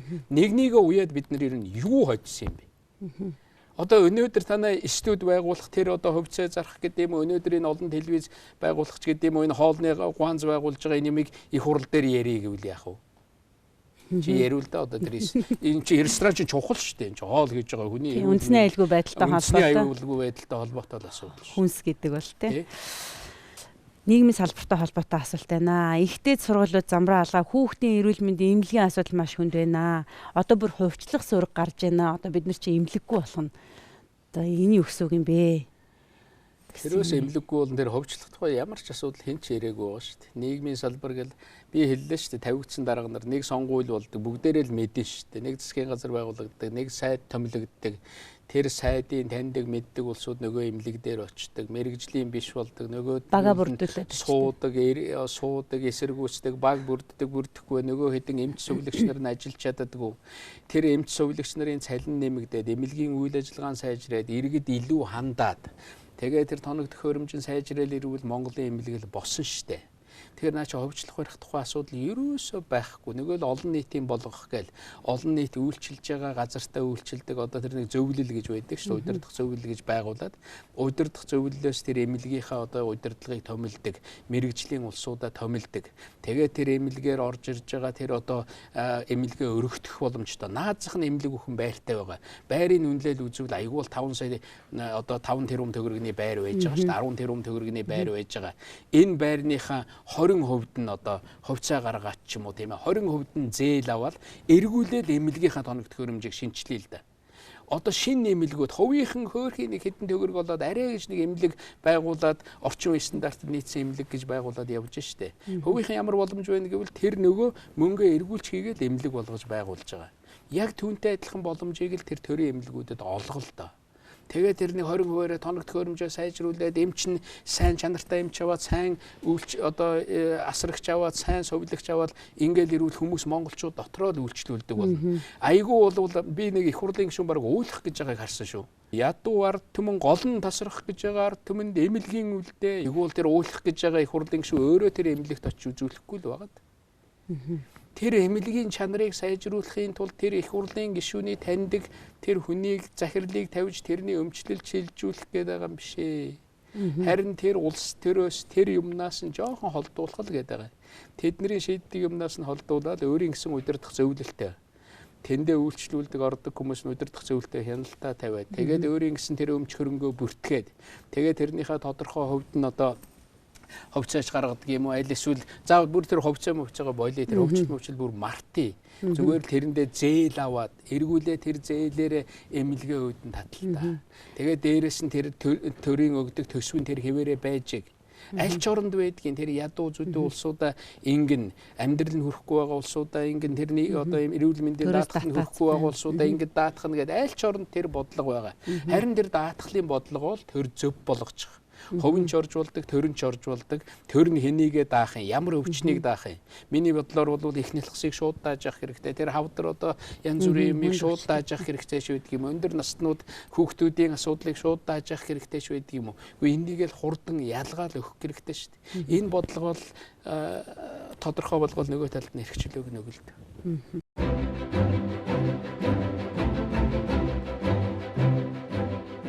Дахиад энэнийг бусад асуудлаа шийдвэрлэхгүй юм чөдөр болгоод ингээл хэрэглээд байвал энэ Монгол өөрөө хохирно. За дараагийн асуулт. Та ноён уулыг ухуулахгүй гэж амлаж байсан. Одоо ашиглахаар боллоо. Таны амлалт бодол байсан юм уу? Төр гацууртын ордон 20% авах гэж байгааг юу гэж бодож байна гэж асуултыг Эрдэнэ буян гэдэг уншигчаас ирүүлсэн байна. Зөв хараад очиод улсуудтай уулзаад ярьж ирсэн. Тэгэхэд нэг айлд одоо хүмүүс цуглаад нэг багийн улсууд цуглаад уулзж ирсэн. Би тэнд ерөөсөө л миний байр суурь хэвээр. Энэ олон нийтээс нь орон нутгийнхаас нь асуух хэрэгтэй. Энэ уул ямар учиртай? Энэ уул одоо тэнд байдаг одоо тэр зүйл тэр нь одоо яаж хамгаалах ёстой энэ орон нутгийн улсууд шийднэ. Тэгээ орон нутгатаа нь асууж, орон нутгатаа нь ярьж энэ хүмүүсийн санаа бодлыг тусгаж шийдэх хэрэгтэй. Хэрвээ шийдэх шаардлагатай бол. Тэгээд энэ чинь л одоо манай өвөг дээдсийн хүний үгийн үеийн одоо булс бунхан байна гэж тэгж яриад байгаа шүү дээ. Ер нь тэрнийг ухахгүй гэж янз бүрийн юм ярьдаг. Олон нийтийн хүртэл болгоод тэр нь олон нийтийн хяналтанд ор тэр нь зөв явуул зөвл явах нэг бол тэрнийг хөндөхгүй гэвэл хөндөхгүй тэр хэлгазгаар л тодорхой тогтоох л ёстой байхгүй юу? Тэгэхээр миний байр суурь бол олон нийттэйгээ ард иргэдтэйгээ яриа. Яг тэр орон нутагт байгаа одоо тэнд байгаа 7,000 хүн байна уу 17,000 хүнийг энэ улсууд зарим улсууд нь төлөөлж гин үгүй юу? Тэр улсууд ямар бодолтой байгаа юм? Тэр улсуудаа хоёр талаасаа л ярил л дээ. Нямсрангуй гэдэг одоо их хурлын гишүүн байсан тэнд байнга амьдарч ирсэн багш хүн жишээлбэл сэтгэгдлээ битсэн байна лээ. Энэ ийм учиртай. Энэ бол өөр асуудлаа гэд өөр өнцгөөс ярьж байгаа хүмүүс зөндөө байна тэнд. Тэр хүмүүс бүгдээрээ сууж байгаа л орон нутгийн удирдлага нь төвийн удирдлага нь очоод ярьж байгаа. Миний нэг их хурл руу нээлттэй сонсголтын хууль гэж оруулсан шүү дээ. Тэнд ёстой их хурлын нэг байнгын ороо очиж уралдаж агаад асуудлыг сонсож байгаа шийдчих болно. Дахиад энэ нэг дэлхийн асуудал бол дахиад энэнийг бусад асуудлаа шийдвэрлэхгүй юм чөдөр болгоод ингээл хэрэглээд байвал энэ Монгол өөрөө хохирно. Өөр хэн ч охирохгүй. За энд бас нэг сонирхолтой асуулт олон дахин давтагдаад байна. Хар хорныг хөгжүүлэх таны саналыг их олон хүн мартаагүй юм шиг байна. Тэр бол одоо 2004 онд миний санаж байгаагаар бол яригдж явсан санаа. Тэгээд энэ асуултуудыг төлөөлүүлээд итгэл гэж уншигч нэг асуултыг тань тавья. За та олон жилийн өмнө санаач хичээлсэн нийслэлийг орхины үндэд нүүлгэх саналаа мартсан уу? Энэ санаагаа орхисон уу? Би бол одоо үнийг дэмжижсэн юм а гэсэн асуулт байна. Яг нь нийслэлийг орхины хөндөд нүүлгэж биш л юм л да. Ер нь хар хуруун босвол Монгол босно гэж би нэг одоо үг хэлж нийтлэл бичиж ирсэн. Миний тэр санаа бол тэр байна. Тэрнийг би хар хуруун одоо өнөөдрийн хар хорин сумын иргэдийг цуглуулад тэрнийг ярьж өгч ирсэн. Тэрнийг би өөр уншиж ирсэн энэ. Тэгээд үнэхээр хар хорныг Монголын нэг шин төв болгоё. Монголын бүтээн байгуулалтын нэг шин төв болгоё гэсэн ийм бодол надад байсан.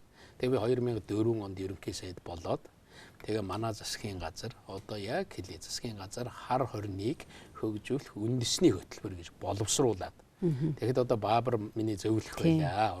Тэр одоо асуудал хариуцсан. Тэгээ дээр нь бас хажууд нь бид нар маш том асуудлаар болсон санаж байна уу? Энэ нэг 400 гаруй ингээд нэг тартсан баахан зардалтай сумдыг цөөлөд дал болгоё. Энэ олон аймгийг цөөлөөд бүс нутгаар нь ингээд оруулаад сайхан бүсчлээд хангаатай говьтай бүх юмтай нь оруулаад дээр үе тийм байсан. Тэр ер нь манай баг хаадуудын үед одоо гаргаж ирж байсан бас тогтолцоо. Тий, Сэцэн хаан, Засаг хаан тий. Тэгээд 5 аймагтай 70 сумтай болгоо засаг захирааны нэг өөрчлөлттэй хийж хар урумыг хөгжүүлэх үндэсний хөтөлбөрөөр батлая. Тэгээд хар урум гэдэг бол нисхэн онгоцны их том буудалтай. Тэгээд энэ агаарын тээвэр ирээд ингээ Монголд л ирж буулгаад тэгэл ийш тийш аваад нисдэг. Ингээд дахиад хол нисэх гэхээр их бензин зарцуулна. Тэгээд Монголд Азийнхан ирж буугаад энд Европынхан ирж буугаад аваа явчихдаг. Тэгээд хар хорин лүү төмөр замтай. Хар хорин чинь их сонин их одоо Монголын их гүрний үед ч Монголын төв цэг байсан. Одоо яг үзэхээр бас Монголын төв цэг тэр дээр ойролцоонд байдаг байхгүй. Манайхан чи ингээд тал талаас ингээд агшчихсан юм лээ.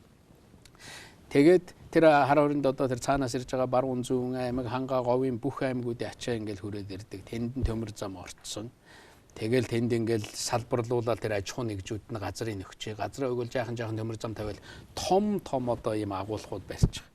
Зарим улсууд энэ Лас Вегас энэ төргээл Америкт хөгжсөн хот үйл дээ. Тэрнийг одоо их өөрөөр тайлбарладаг. Яг тайлбарлаж байгаа улсууд бол тэнд Лос Анжелес юм уу Сан Францискод газар насар үнэтэй, асар өндөр түрээстэй. Тэнд зүгээр л том агуулга бариад төмөр зам тавьчихсан. Тэгээл энэ хөгжсөн гэж ярьдаг байхгүй. Түүнээс нэг казино байгуулаач хөгжсөн юм биш. Тэгэхээр тиймэрхүү яг тийм бүтцийг л хараад бий болгоё гэж. Тэр хөтөлбөр оруулсныг баталж өгөөгүй тэр үеийн их хурл. 2005 оны их хурл шүү дээ. Тэр нөгөө засаг захирааны засаг байхгүй юу? Дахиад би 9 жилийн дараа энэ тухай яриа сууж шүү дээ. Тэр үед их хурл руу ороод тэр ургийг аваад хайцсан байхгүй бүрэлдэж гарсан. Их хурлын дарга юм байсан бол өнөөдөр энэ Монголын Улаанбаатар, Утаа энэ маш олон асуудал шийдэг.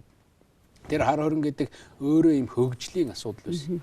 Тэнд одоо тэр үеийн их хурлын дарга ерөнхийлөгч янз бүрийн хүмүүстэй очиж бид нар бүр соёмбын хөшөө гэж хүртэл хамт босгож ийлээ. Энэ бол Монголын төв байна гэж. За хар хорины засаг дарга болох гээд тэнийг явж исэн гэдэг нэг сая сүлд нэг телевизийн нэвтрүүлгийн дурддагдаад явсан шүү. Тэр ер нь тэр засаг дарга болох засаг даргаыг яагаад одоо тийм муу албан тушаал гэж бодоод байгаа юм. Үнэхээр хар хорийг тийм хөгжлийн төв болгоё. Тэнд нь хариуцаад зүтгэе гэсэн ийм бодол надад орж ирж илээс.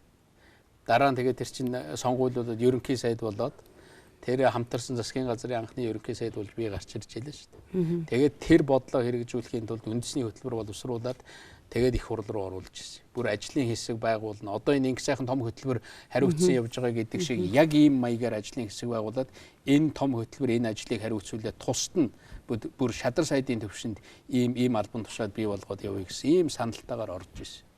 Тэгээд ороод унгасан. Тэр засаг захиргааны нэгжийн өөрчлөлт унсан. Одоо би ингээл унсан тэр юм яриад суух уу те. 9 жилийн өмнөх юм.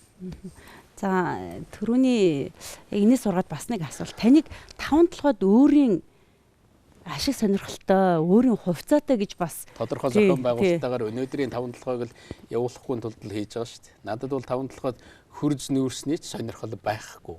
Би тийм ах дүүгээ юм уу аваачд тавиад ойр дотны хүмүүс аваачд тавиад тийм нүүр сухуулаад юм уу газар өгүүлээд хашаа өрүүлээд юм хийдэг хүн биш. Өөрсдийгөө тэгж бодоод байх юм. Яг үнэндээ бол 5 толгойн асуудлыг одоо нэг хөвөлдөний аргаар шийдэх гэж байгаа юмыг гаднаас нь би намын дарга гэж байхад бид нар зогсоож исэн.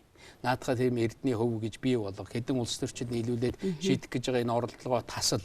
Тэр үеийн харин 2008 оны дараа Баяр ерөнхий сайд болоод 5 толгой асуудлыг нэг жижиг хэсгийн тэр лиценз эзэмшиж байгаа хэсгийг 4% чөлөө тэрний энэ одоо компанид нөгье гэдэг. Тэд нэр харин зөөсөөр байгаад өнөөдөр нэг нүүрс зөөдөг бас нэг дэд бүтцийн зүрийн бий болголоо шүү дээ тийм ээ хувийн компаниуд. Хувийн одоо тэр аж ахуй нэгжүүд тэнд ганц ч аж ахуй нэгж биш тэнд нэг хэдэн аж ахуй нэгж байдаг юм шиг байна. Тэнд ямар ч миний сонирхол байхгүй. Тэгэд таслаад тэрний тас цогсон байхгүй юу? Тэгээд нөгөө талд нь одоо төрийн ингэж үлдээгээд нэг юм аж ахуй нэгж байгуулах гэх тэр нь өрөнд ороод ингээл тэгээд нөгөө нэг олон улсын тендер зарлах гээд ингээл явсан. Чи оюу толгой гэж байна. Би сайн санаж байна 2003 оны 12 дугаар сард нөгөө нэг өр төлөө гэдэг баахан шоу хийсэн шүү дээ. Тэр үед оюу толгойн ашиглалтын лицензийг л өгсөн байхгүй юу? 50 сая доллар зээлж авлаа гэд Фридланд гэдэг хүнээс. Тэгэл оюу толгой хүнийх л болцсон байхгүй. Тэр үед ашиглалтын лицензийг өгөөгүй болвол өнөөдөр одоо энэ 10-20 жил уйлдж байгаа улсуудын энэ яриад байгаа юмыг шал өөрөөр шийдүүлж болно. Тэр үед уг нь Эрдэнэт үйлдвэрийг өнөөдөр одоо 51% байгаа. Өнөөдөр Эрдэнэт үйлдвэр Монголын энэ үйлдвэр 100% болчих боломжтой байсан. Тэр үед гэрээ хийгээл тэр нь өгцөл байхгүй. Өрийн зогсоодсон. 51% дээр нь зогсоодсон байхгүй юу? Яг тэр газрынхаа төлбөр, усны төлбөр тэр одоо ашигт малтанд ашигласныхаа төлбөрөөр бол тэр үед чинь 70 хэдэн хөв болцсон байсан шүү дээ Монголын хөв. Тим хэмжээнд өсгөх боломжтой байсан. Тэрнээс хоошоогоо өсгөд 100% Монголынх болчих байсан. Одоо ингээд 10 жилийн өмнө шийдэгдээгүй юмыг 10 жилийн өмнө хийгдээгүй том бүтээн байгуулалт 9 жилийн өмнө хийгдээгүй юмыг өнөөдөр яриад сууна гэдэг бол үнэхээр байж боломгүй санагдчих.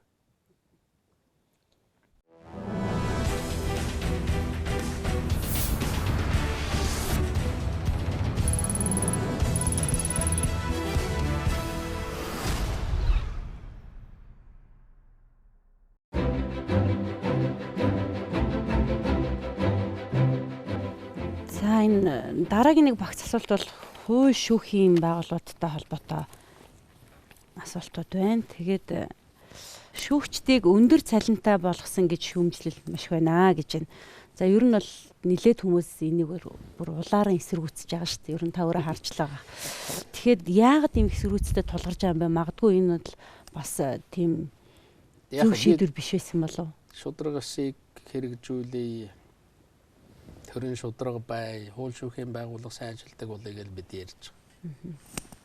Яг төгс болно гэж хязгаарч байхгүй. Хүнэл байгаа юм, төрөл байгаа юм, муу сайн улсууд очихл ийм нөхцөл байгаа л бол хүнэл байх бол тэр хүний өөрийнх нь одоо үйл ажиллагаа үйлдэл оролцох юм байдаг. Тэрнийг л хуулиар өөрчлөе. Нөгөө нэг юм бол шүүгч нь одоо өөрийн баталгаатай яг хуулиар бариад асуудал шийдчих юм боломжтой. Эдийн засгийн баталгааг нь төрөөс улсаас хангаж өгнө гэд бүх газар бүх хуулийн дээр байдаг шүү дээ үг. Тэгээд чи боддоо шүүгч өнөөдөр хүний одоо аяг руу өнгийгээд хүний айлын тоогоор өнгийгээд явж байгаа шүүгч жишээлбэл асуудлыг шударга шийдэж чадахгүй хуулийн дагуу. Хүнээс одоо утасны нэгж гуугаад явж байгаа шүүгч шударга шийдэж чадахгүй. Өмсч яваа хувцснаас санаан зовоод хуралд орохдоо ямар хувцастай орох үгээ бодоод явж байгаа шүүгч шударга шийдэж чадахгүй. Тэгэхээр энэ шүүгч нарын цалингаа арай жоох өндөр тавиад өгье. Тэгээ шүүгч нарын цалин өндөр тавина. Шүүгч нарт их бага цалин өгсөн тухай асуудал биш. Шүүгч нарт өгч байгаа тэр цалин нэмэгдэх юм бол нийгмийн хариуцлага л ирдэг. Чи яагаад асуудал буруу шийдээд байна? Чиний цалин өнөөдөр ийм байна. Ямар учраас энэ ахуйлд орооцолж байна? Одоо зарим нь их цалин өгөхөөр их ахуулных нь их цалин өглөөгээд хахуул зогсож байгаа юу гэд ингээд одоо өөдөөс асуулж иж магадгүй л дээ. Гэхдээ энэ алхмыг хийх хэрэгтэй. Энэ алхмыг хийхээр нийгмээс одоо тэр асууж байгаа тэр шүүмжлээ сууж байгаа хүн бол шүүгчд өөрт нь нийгмийн хариуцлага өөрүүлж байгаа. Ийм асуулт гарч байгаагаараа шүүгчийг хариуцлагатай болгож байгаа байхгүй юу? Тэгээд энэ ажлыг шүүгч нараас эхэлье л гэсэн. За шүүхэд буцаад байр л байгаа нөхөө цэцэн сүлийн шийдвэрээс олж нэг юм ойлгомжгүй асуудал үүслээ. Та энэ шинтгэлийг эхлүүлсэн хүний хувьд хугацааны хувьд цэц энэ оны 7 сарын 1 гэж тавьсан байна лээ. Би энэ хугацаагаа хойш нь тавьж өгөөч л гэж. Би нэг ойролцоогоор 21 оны 7 сарын 1 гэвэл яасан бэ гэж бодож байгаа. Тэгээд хойш нь татчих. Одоо 15 оны 7 сарын 1 гэж тавьсан. 21 оны 7 сарын 1 гэж байлгаж болно шүү дээ. одоогийн явж байгаа энэ системээр нэг явуулаад үзье. Одоо буцаах гэхээр дахиад нөгөө газар бүхэн шүүх байгуулна гэвэл дахиад 100-аад шүүгч томилно, дахиад цалин мөнгө, дахиад ажлын байр, дахиад баахан зардал байгаа. Яг уу эцсийн шийдвэр гарчиж хэрэгжүүлэх тэр хугацаагаа та нар хоош нь тавьсан байна. Эннийгээ дахиад жоохон хоош нь татчих. Айгуул дараачийн ерөнхийлөгчийн сонгуульд болоод нэг хүн гарч ирдэг, ажил төрөлтэйгөө танилцж идэг. Тэгээд тэр юмны юу яаж гал 21 онд ардын хувьсгалын 100 жилийн он үеэр л тэгэл 100 жилийн ажил дотроо оруулалт үгнээл буруу зөвөө ярилцсан үз. Ер нь бол тэр тойргийн шүүх гэхээр тэр байршилтайгаа андуураад байгаа. Засаг захиргааны нэгжтэй. Сум бүхэнд шүүх байдгүй шүү дээ. Сум дундын шүүх гэж байгаа. Тэгэхээр заавал дүүр бүхэн дээр шүүх байх гэсэн ойлголт байхгүй юу? Тэр байршил хүмүүс нь хаана их төвлөрж ийн хүнийгээ дагаж асуудлаа шийддэг байхгүй юу? Хүний төвлөрлийг дагаад энэ гэмт хэрэг янз бүрийн зөрчилчин гараад байна шүү дээ. Тэрнийгээ дагаж асуудлаа шийддэг юм аа. Түүнээс биш ингээд зурцсан зураг дагаж одоо хил дагаж цэс дагаж асуудал шийддэг. Цэс дагаж амьдрал явахгүй шүү дээ. Энэ улсууд чинь хаасайгүй шүлжиж явж байна. Энийг үндсэн хуулийг одоо тэр зөв талаас нь тайлбарлах. Тэгээд нэг цэцгийн юм шийдвэр гарцсан учраас би зүгээр хугацаан дээр нь ярилцъя гэсэн. Иймэрхүү том асуудлууд дээр ер нь Монголын төр ягаад нэгдмэл байр суурьтай байж болдгүй юм бэ? Энэ их хурлаасаа гаргасан баримтчгүүд дээр буцаагаад ингээд тээг тавиад их юмаа гэдэг. Энэ бодвол цэцэд хандсан асуулт юм шиг байна л да. Яг Монголд нэг л хүн амьдардаг байсан бол нэгдмэл байр суурьтай л байх.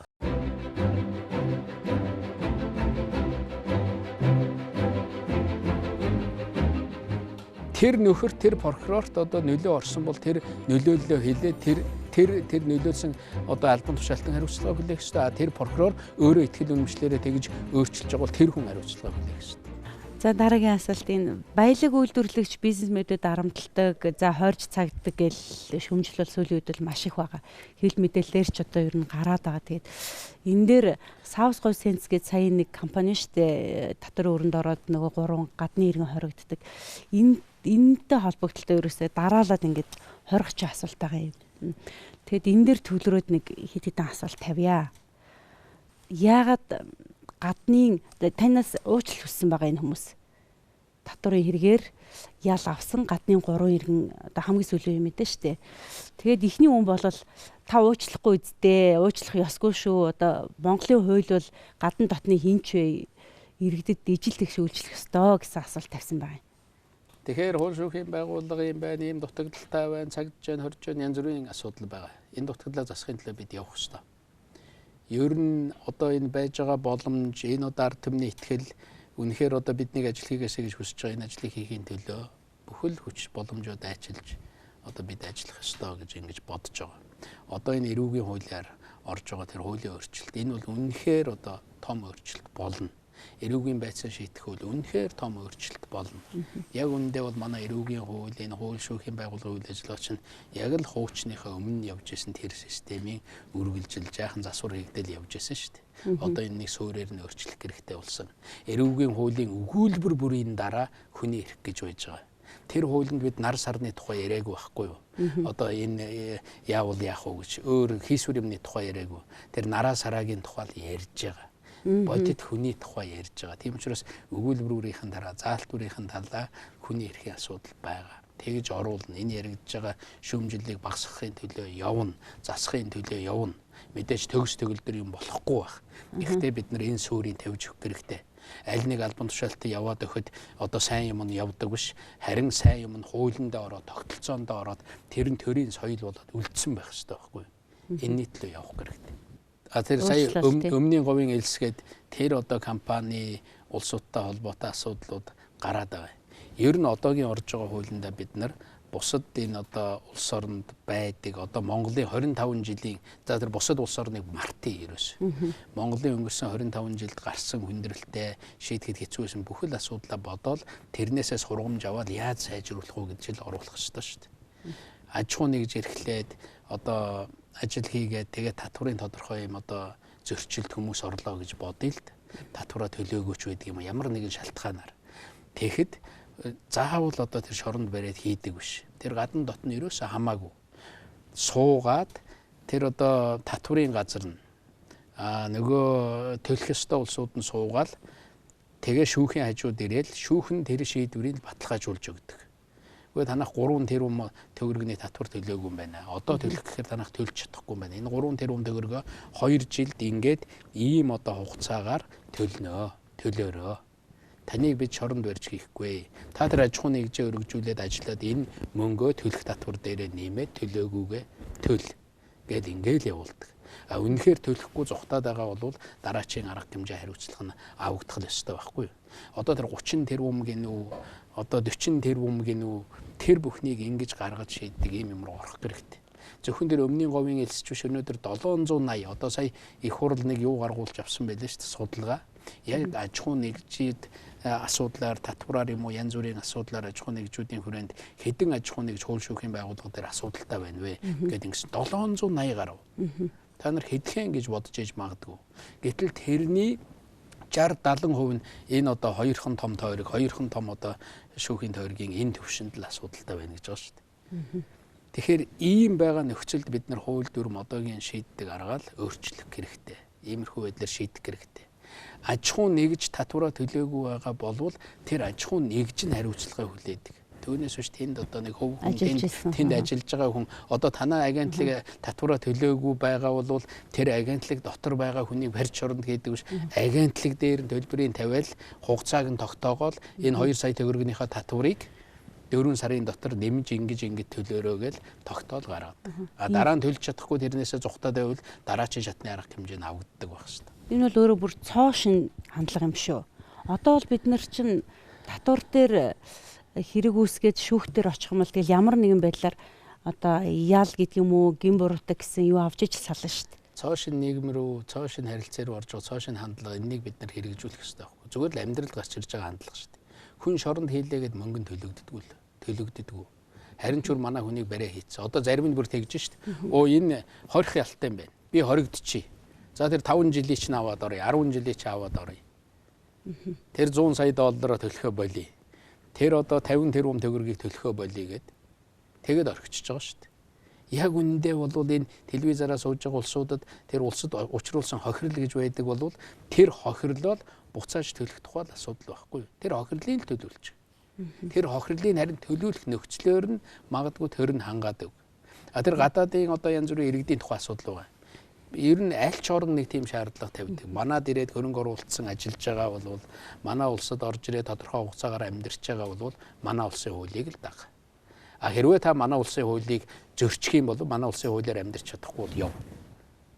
Тэгэл гаргадаг шүү дээ.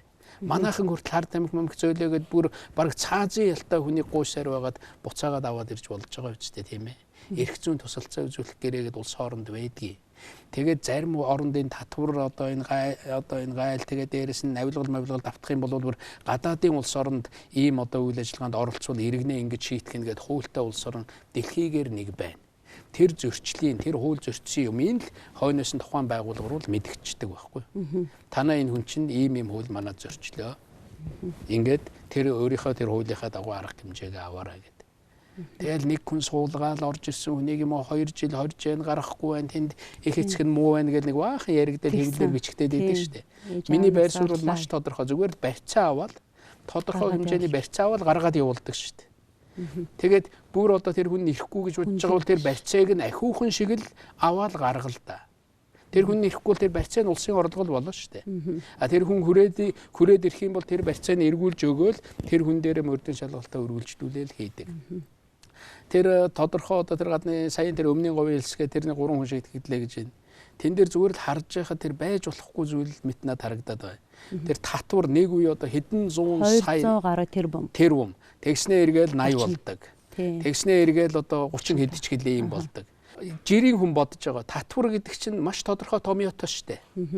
Танах одоо ийм хэмжээний бараа зарсан юм байна. Ийм хэмжээний үйлчлэгээ үзүүлсэн юм байна. Ийм орлого олсон юм байна. Эндээс зарлагыг хаслаа. Ийм ашиг гарч байна. За энд чинь 10% нөөт ноогдох юм байна. 10% аж ахуй нэгжийн татвар ноогдох юм байна гэж тооцоол томьёогоороо тооцоол тоон гараад ирнэ. Хэдэн 100 саяараа өсөрч явдаг тийм одоо татварын тооцоо гэж юу вэ? Тэгвэл тэр татварын байцаагч хэдэн 100 сая дотор өсрөгж одоо юм шийддэг нөгөө хөв хүний үзмжээр асуудал шийддэг ийм хууль байгуул бид нар хуулиа маш хурдан өөрчлөх хэрэгтэй. Ингэж өөрсдийнхөө аж ахуй нэгжийг гадаадын одоо хүмүүсийг зовоож тэгээ Монголоос нэг хүнээс болоод дэлхийн нийтээр одоо нэг зовлон байна шүү дээ. Монголч нь ингээд энэ мэдээллийн одоо 90-100 өмнө нь 100 жилийн өмнө тэр Иерусалимд ямар дэлбэрэлт болоод юу болж ин лавл миний одоо хөгшин аав энэ төр мэддэггүй л байсан баг. Одоо бол дэлхийгээр нэг мэддэг болчихлоо шүү дээ. Хэн ямар хууль зөрчил дэлхийгээр нэг ярьдаг. Тэр наазахын тэр улсыг сонирхож байгаа улсуудын хүрээнд ярьдаг болсон байхгүй юу? Ийм орчинд бид амьдарч байгаа. Тийм учраас ийм орчинд нийцүүлсэн улс үндэстэн бүхэн хуулиа одоо энэ орчинд нийцүүлж байгаа. Монгол ч гэсэн нийцүүлэл явах хэрэгтэй. Тэгээд нэг прокурор өмнө нь одоо торгох ял өгөх байгаа. Би энэ асуултууд яг хүмүүс тэгээд яриад байгаа. Өмнө торгох ял төлөвлөсөн орж ирсэн. Хэдхэн цагийн дотор ялаа өөрчилждэг, хорих ял болгоо өөрчилждэг. Тэр нөхөр тэр прокурорт одоо нөлөө орсон бол тэр нөлөөллөө хэлээ тэр нөлөөлсөн одоо албан тушаалтан хариуцлага хүлээх ёстой. Тэр прокурор өөрөө ихтгэл үнэмшлэрээ тэгж өөрчилж байгаа бол тэр хүн хариуцлага хүлээх ёстой. Ийм л юм шүү дээ. Монгол ингэж хариуцлага хүлээлгэж чадж байгаа тэр гадны хүн дээр бишээ тэр дотоод Монгол улсын иргэн дээр ч ийм асуудал гарч байгаа бол энэ асуудлыг шийдэл явах хэрэгтэй. Тэгээд ийм юм гардаггүй юм нөхцөлийг шинэ хуулиараа бий болгож өгөх хэрэгтэй. Өнөөдрийн байгаа хуулиар ч гэсэн тийм улсуудтай хариуцлага тооцох бүрэн боломжтой. Хэрвээ энэ асуудал дээр чи яаж хандах гэж нэг бол Монголын нэрийг л бодож хандна. Монголын нэр надад хайран байна. Яг үнэндээ өнөөдөр Монгол төгрөгөө бид нэр хэвлээд тараагаад бай та нарт. Ханш нь унаад бүр цаас болоод сонигийн цаас шиг л болно шүү дээ. Тамхируудыг цаас шиг болно. Ингээд Монгол одоо тим хэлбэрлүү бид нэр оруулмааргүй. Ингэхгүй тул бидэнд гадаадын хөрөнгө оруулалт хэрэгтэй байна. Зээл тусламж гэхээр нөгөө өрчин яваад байна. Гадаадын хөрөнгө оруулалт гэдэг юм чинь тэр хүн хариуцлага хүлээгээд өөртөө орж ирж байгаа шүү дээ. Тэгэд хамгийн гол юм гадаадын хөрөнгө оруулалт яагаад чухал вэ? Их баг нь хамаагүй Монголд орж ирээд ахиухан мөнгө л зарцуулдаг. Зарим нь одоо зардал их гаргаад байна гэж байгаа. Монголын нутаг дээр зардал нь бүр л их гараг. Тэр Монголын нутаг дээр зардал их гарвал бид нар энэ цахилгаанд авч яана, усандаа авч яана, аж ахуй нэгжтэй авч яана, тэр шатхуундаа авч яана. Монгол хүн л тэр хэдэн төгрөгийн ахиухан шиг л аваг л дээ. Тэгэл байвал энэ Монголын эдийн засгийн нэмэгдээд байна үстэй. Би нэг стакан устай байснаа одоо дахиад 2 стакан устай, 3 стакан устай болоод ингэх юм бол ингээд эн чинь Монголын энэ хэмжээгээр л одоо Монголын өмч хөрөнгө нэмэгдэнэ үстэй.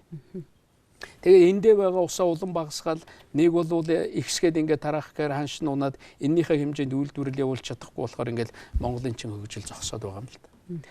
Тэгэхээр асуудал бид нар үнэхээр Монголоо бодож л хандах хэрэгтэй. Иргэний хөдөлгөөний мөнхөөрийг өршөх боломж байгаа юу гэсэн асуулт нэлээд олон давтагдсан хувь шүүхийн асуултууд дотор. Тэгэд энэ иргэн бат хишгээс ирүүлсэн байна л да.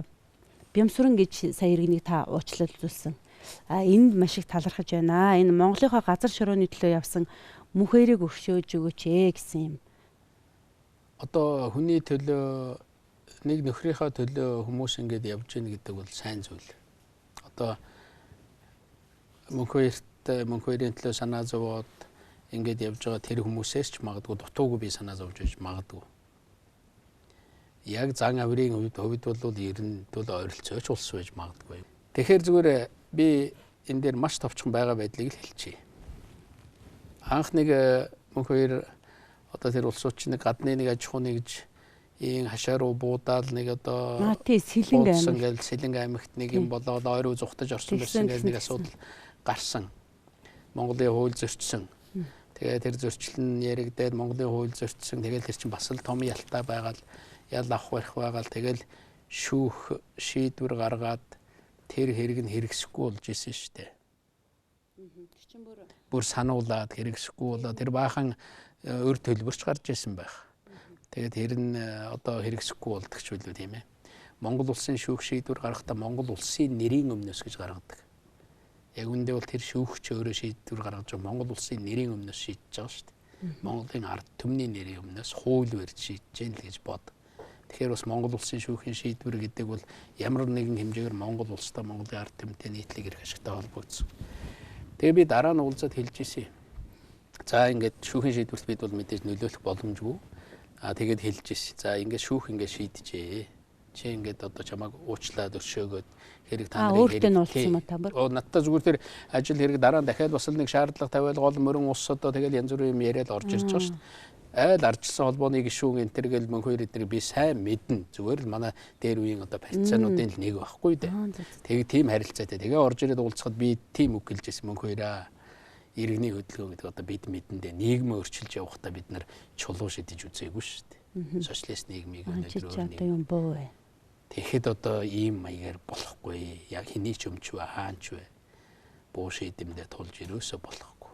Иргэний хөдөлгөөн гэдэг бол иргэний нийгэм гэдэг бол иргэнлэг аргаар л асуудлаа шийдэх хэрэгтэй. Хэдүүлээ ярилцж суугаал, хэлцээл, хэл амаараа л асуудлаа шийдэх. Үйлдвэрмээ зөрчихгүйгээр байх хэрэгтэй гэж. Тэгээд сая басал дээр буу шийдэм тэр одоо гарнат марнат тесрэх дэлбэрэх бодис гэл одоо манай нийслэл юм уу манай нэг газар иймэрхүү юм гарах юм бол Монголын нэр хүнд юу болох вэ? Өнөөдрийн байж байгаа байдал бүрэл муу байна гэдэг энэ да тэгэхэд бүр юу болох вэ? Ямар улстай ижлэхэн болж хувирах уу тийм ээ. Тэгээд үнэхээр санаа зовж ирсэн. Одоо яагаад ингэчдэг юм бол одоо яагаад ийм үйлдэл гаргаж байна да гэдэг. Одоо тэгээд ийм үйлдэл гаргасан, ингээд ийм үйлдэл гаргасан гэж мундаг тайлбарууд хэлэхэл байх л да. Гэхдээ бид хуультай дүрмтэй болсон шүү дээ. Тэгээ 21 жилийн ял үлээ тэр чинь бүр зандалчлах гэдгээр яг тэргээр зүйлчлээд өгөхөд 21 жилийн ял авлаа гэдгийг сонсогдож ирсэн. Сүүлийн хэрэгтэй. Тэгээ сүүлийн хэрэгтэй. Тэгээ тэр нь давуу заалдад явсаар 7 жил болсон шүү дээ. 7 жил явар. 3 дахин багассан байна. Би нэг л хэлье.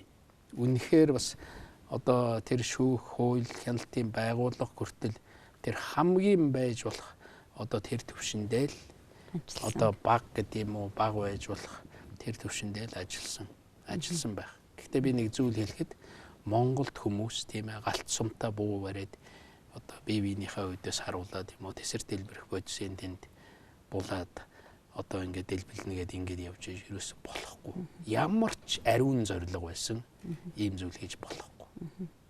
Тэр та өршөөхгүй гэсэн үг үү? Өршөөлийг их хурл шийддэг. Нэг улсууд бодоод идэг шиг байгаа. Энэ Монгол улсын ерөнхийлөгчээр энэ бүхэл асуудал шийддэг хүн гэж бодоод ах шиг байна. Яг шийддэг юмыг аваад үзвэл одоо энэ эдийн засаг руу орно. Та одоо тэнд сайд ажиллаа хийхгүй байна, буруу хийж байна, ийм хууль гараагүй байна. Та дуудаад загна, та энэ асуудлыг өөрчлүүлгээл. Тэгээ яг чи миний одоо бүрэн эрхэн дээр ерөнхийлөгчийн хийх бие даагаад хийчдэг. Их хуралдаа нэг ярьдгүү, засагтаа ярьдгүү, зөвшөлдсөхгүйгээр хийчдэг юм гээд ингээд үзтэй. 3 юм бидгээ шүү дээ. Юу гэдгийнхээр за хориг тавих. За ер нь одоо их хурл буруу шийдээд хууль мөл буруу гаргачих нэг хориг тавьж болно. Гэтэ хориг ч юм бас тэд нар хүлээн авах хэсгээ өөрсдөө шийдэж шүү. Бас өөрсдөө шийднэ. Ч бас минийхээр шийдэгдэхгүй. Гэхдээ л нэг хоригийг бол заавал нэг одоо их хурлын дараагаас юм уу ерөнхий сайдаас асуугаад ингээд зөвшөөрөл аваад авах шаардлага байхгүй тавьж болно. Тий. За дээрэс нь сая уучлах гэдэг юм байна. За уучлах өршөөх нь биш шүү дээ уучлах. Орон шоронд одоо ингээд орц улсуудыг уучлах. Тэр чинь бас өөрийн дэг журамтай наадах нь өөрөө өргөдлөө гаргах ёстой шүү дээ. Тэгээд хүнээр энэ тэн дээр тий бичүүлээд байдаг тийм зүйл байхгүй бичгүсгтэй бол өөрөө л гаргадаг байхгүй. Уучлна гэдгийн цаана бас нэг юм байгаа. Тухайн гэмт хэргийг үйлдсэн гэсэн үг. Ялтан түүнийг уучлал сугаа гэж гардаг шүү дээ. Ялтан түүнийг уучлал сугаа гэж. Тэрнээс биш цагаатах нь гэсэн ойлголт ерөөсөө байхгүй. Ялтан чиний одоо эдэлж байгаа шоронд одоо хорих газар эдэлж байгаа ялыг чинь л энэ өдрөөс эхлээд хүчингү болголоо чи чөлөөтэй бай. Тэгээд дээр нь чи хуулиад аг энэ төрийн хайр инэрлийг дааж яваараа л гэсэн үг байхгүй юу? Уучлална гэдэг чинь. Тэгээд дараа шагналын асуудал. Ийм л 3. Одоо надаас ингээд энэ 3 дотор асуудал байгаа бол одоо надаас шаардаад ээж болно. Энэ эдийн засаг улс төр яг миний дангаараа шийддэг юм ерөөсөө л энэ. За дараа нь улс төрийн тогтолцооны тухай бас нэг хэсэг асуултууд байна. Энэ парламентын цэцгэлтэй улсын жишгээр ерөнхийлөгчөө их хурлаасаа сонгодог болыг гэвэл та юу гэж бодож байна гэсэн асуулт байна. Гэхдээ сая би хамгийн сүүлд Давос явсан ш. Давосын олон улсын хуралд ороод тэрний өмнө Чехад олон жил ураад байсан. Тэгээд очоод богинохон хэмжээний айлчлал хийсэн. Тэгэхээр Чехийн ерөнхийлөгч гэдэг нэг сайхан бас л тэр Чехийн одоо хувьсгалын үйл явцад оролцож явсан гэдэг сайхан өвгөн байлээ. Тэгээ надтай уулзаад тэгсэн чинь надтай уулзаад нэг ингэж хэлж байна. За манай Чех парламентын засаглалтаа. Тэгээд парламентаас ерөнхийлөгчөө сонгодог байсан. Тэгээ одоо бид нэр 20 жил сонголоо 90 оноос хойш 20 хэдэн жил. Тэгсэн чинь ерөөсөө одоо ерөнхийлөгчийн сонгуул чинь эргээд нэг сайдын томилгоо шиг болж хувирсан. нэг баахан улс төр болдог. Нэг одоо явж нэг хэдэн фракцийн одоо нийлж шийддэг асуудал болсон. Юу нэг улс орноо төлөөлөх гэж байгаа ерөнхийлөгч чинь нэг яамны дэд сайдын одоо хэмжээнд асуудал. Одоо яг манад сайд шийдэгдээд байгаа шүү. Манад дэд сайд нөгөө нэг юу муудын сайдууд мэдүүд гэдэг яг л энэ хэрүүл ерөнхийлөгчдөр яг адилхан гардаг болсон. За тэгээд юу вэ? За яамны сайдыг ийм одоо фракцаараагч улс төрчид шийдэж болдго юм байж. Тэр буцааж юу яаж үрж улсаа төлөөлж байгаа хүн шүү дээ. Тэгэхээр ер нь Чехийн ард түмнээсээ сонгоё гэд сүүлд үндсэн хуулиндээ өөрчлөлт оруулаад 2-3 жилийн өмнө тэгээд ард түмнээсээ сонгодог болсон. Сая надтай уулзж байгаа тэр ерөнхийлөгч нь ард түмнээсээ сонгогдсон анхных нь ерөнхийлөгч нь билээ. Өмнөх нь дандаа их хурлаас сонгогдчихсэн. Зүгээр бодох хэрэгтэй бид нар юугаа яаж өөрчлөх гэдэг тийм. За бас засгийн газрын бүтцийг хатуу хуульчилж өгөө. Ер нь гарч ирсэн ерхий сайд болгон өөрсдийнхөө божигнуулаад байна. Уулчлах хэрэгтэй. Хийх хууль мөн ч их байна. Одоогийн их хурлын үлдэж байгаа хугацаанд бид нар тэнд яваа янз бүрийн асуудал татаж дуудаж ярих биш. Зөвхөн их хурлын гишүүд суугаал 7 хоногийн 2 өдрөө нэгдсэн чуулгантай бус өдөр нь байнгын хороотоо дахиад нэг өдөр намын бүлгийн хуралтай гэдэг ингэх юм бол зөвхөн миний өргөн барьж байгаа. Тэгээд дээрээс нь засгийн газрын оруулж байгаа хуулиудыг харахад энэ үлдэж байгаа хугацаанд огт багтахгүй байгаа. Ийм их ажил өнөөдөр их хурлд байна. Энэ бүхнийг л бид шийдэх хэрэгтэй. За Украины асуудлаар таны байр суурийг сонсё гэсэн байна. Та одоо Давост энэ тухай ярьсан гэж сонссон гэсэн асуулт байна. Сая би зүгээр тэр Давост ч би энэ бодлоо хэлж ирсэн.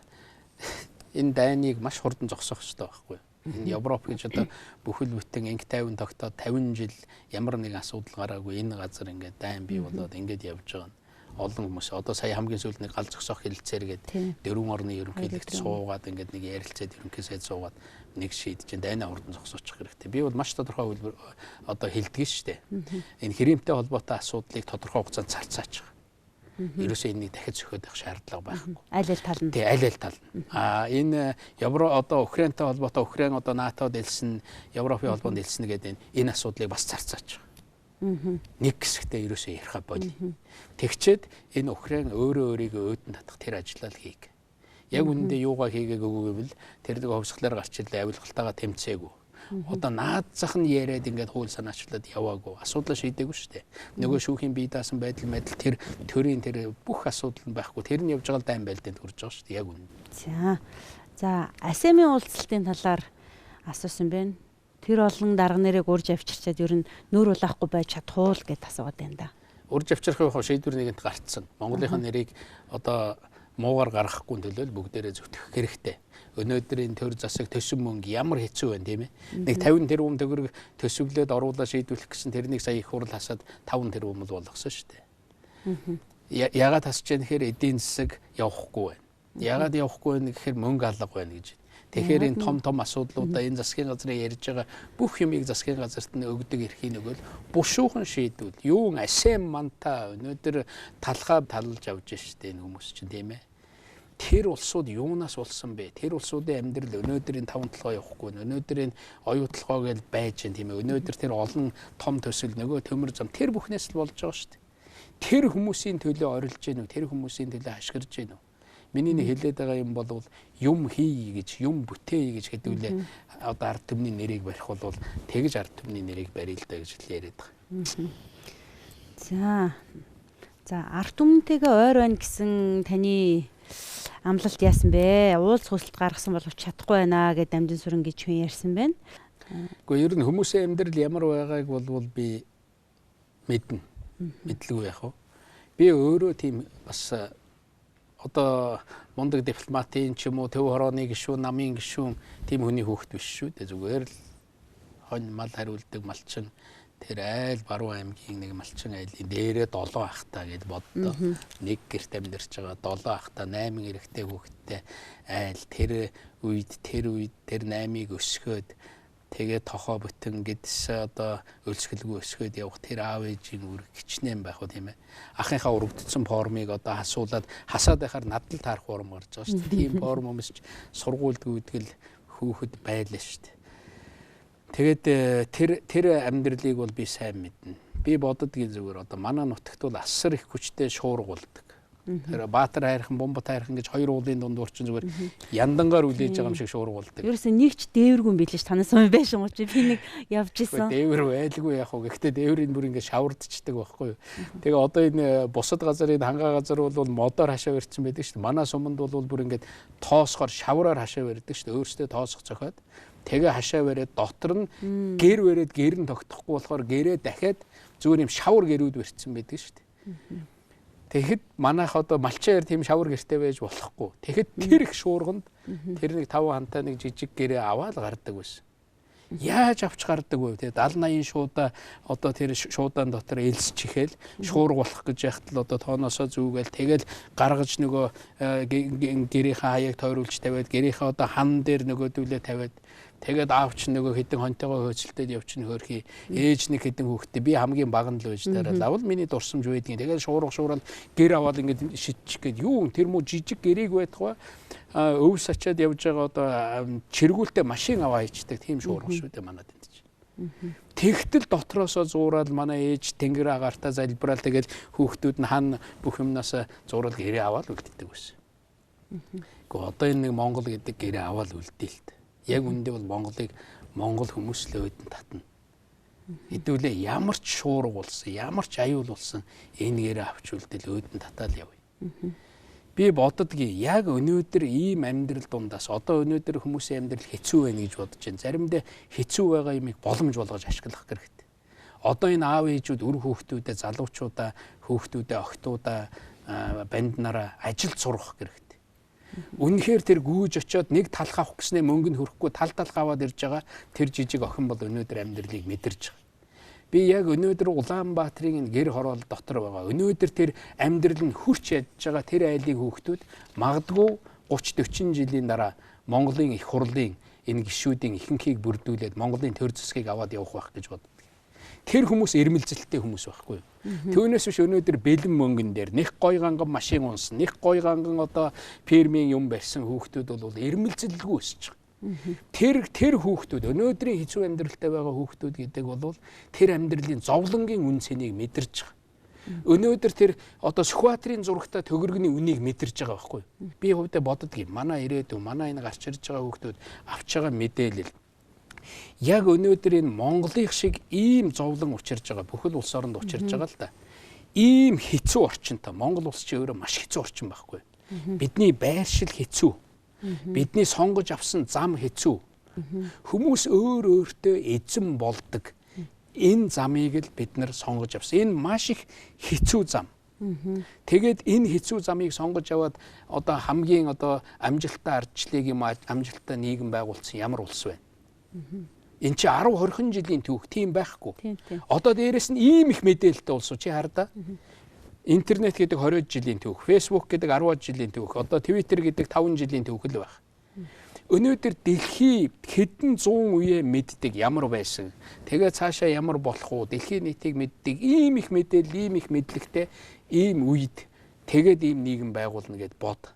Тэгээд хажууд нь улс төрн, тэгээд хажууд нь нөлөөлдөг нөлөөлөл нь ямар хүнд орчинд үнэхээр бид нар гарах гэж зүтгэж байна. Тэгээд нэг хийчих ёстой юмыг тухайн цаг үед нь тэр ачаагаа өрөөд хийх л ёстой байхгүй. Тэр шийдвэрийг тухайн цаг үед нь гаргах л хэрэгтэй. За энд нэг тийм сонин асуулт байна. Та өөрийгөө популист гэж боддгоо, популизм хийж байсан гэж боддгоо, оюутны мөнгө 1 сая амлалтууд энэ төр гэсэн утгаар инх болт гэж иргэн асуулт ирүүлсэн байна. Яг зүгээр яг тэр асуудлыг тухайн үед шийдэжсэн тэр үеийн одоо цаг агаарыг л хүмүүс мэдрэх хэрэгтэй байгаа. Монголд ягаад энэ оюутнуудад одоо цалин өгдөг болсон бэ, тэтгэлэг олгодог болсон бэ гэхээр ихтэй сургуультай зарцуулж байгаа манай одоо төрөөс зарцуулж байгаа мөнгө дэндүү бага байдаг. Ерөөсөө 9% байдаг шүү дээ. Ихтэй сургуулийн нийт зардлын 9%-ийг л төр гаргадаг. 9%. Хамгийн өндөр одоо хувийн сургууль хөгжижсэн ийм одоо улсууд байна. Тийм газар 40%-ийг гаргаж байгаа. Европын холбоо бол бүр 80%-ийг гаргадаг байхгүй. Манайх 9%. Тэгээ төрөөс мөнгө гаргалаа гэж хувийн сургууль юм улсын сургуулийн удирдлагад нөгөөл байшинд нөгөөд ахав. Хэрэглэгчээр л дамжуулж өгье. Оюутнаар нь дамжуулж өгье. 70,000 төгрөгөөр ингээд эхлэе гэж ингэж л эхэлсэн юм байна. Уг нь тэр 70,000 төгрөг наад бол чи архитай байгаа. Одоо өөдөөс тэгж ярьж суугаа. Наад бол чи буруу байгаа. Тэр мөнгө өгдөг маш буруу гэд.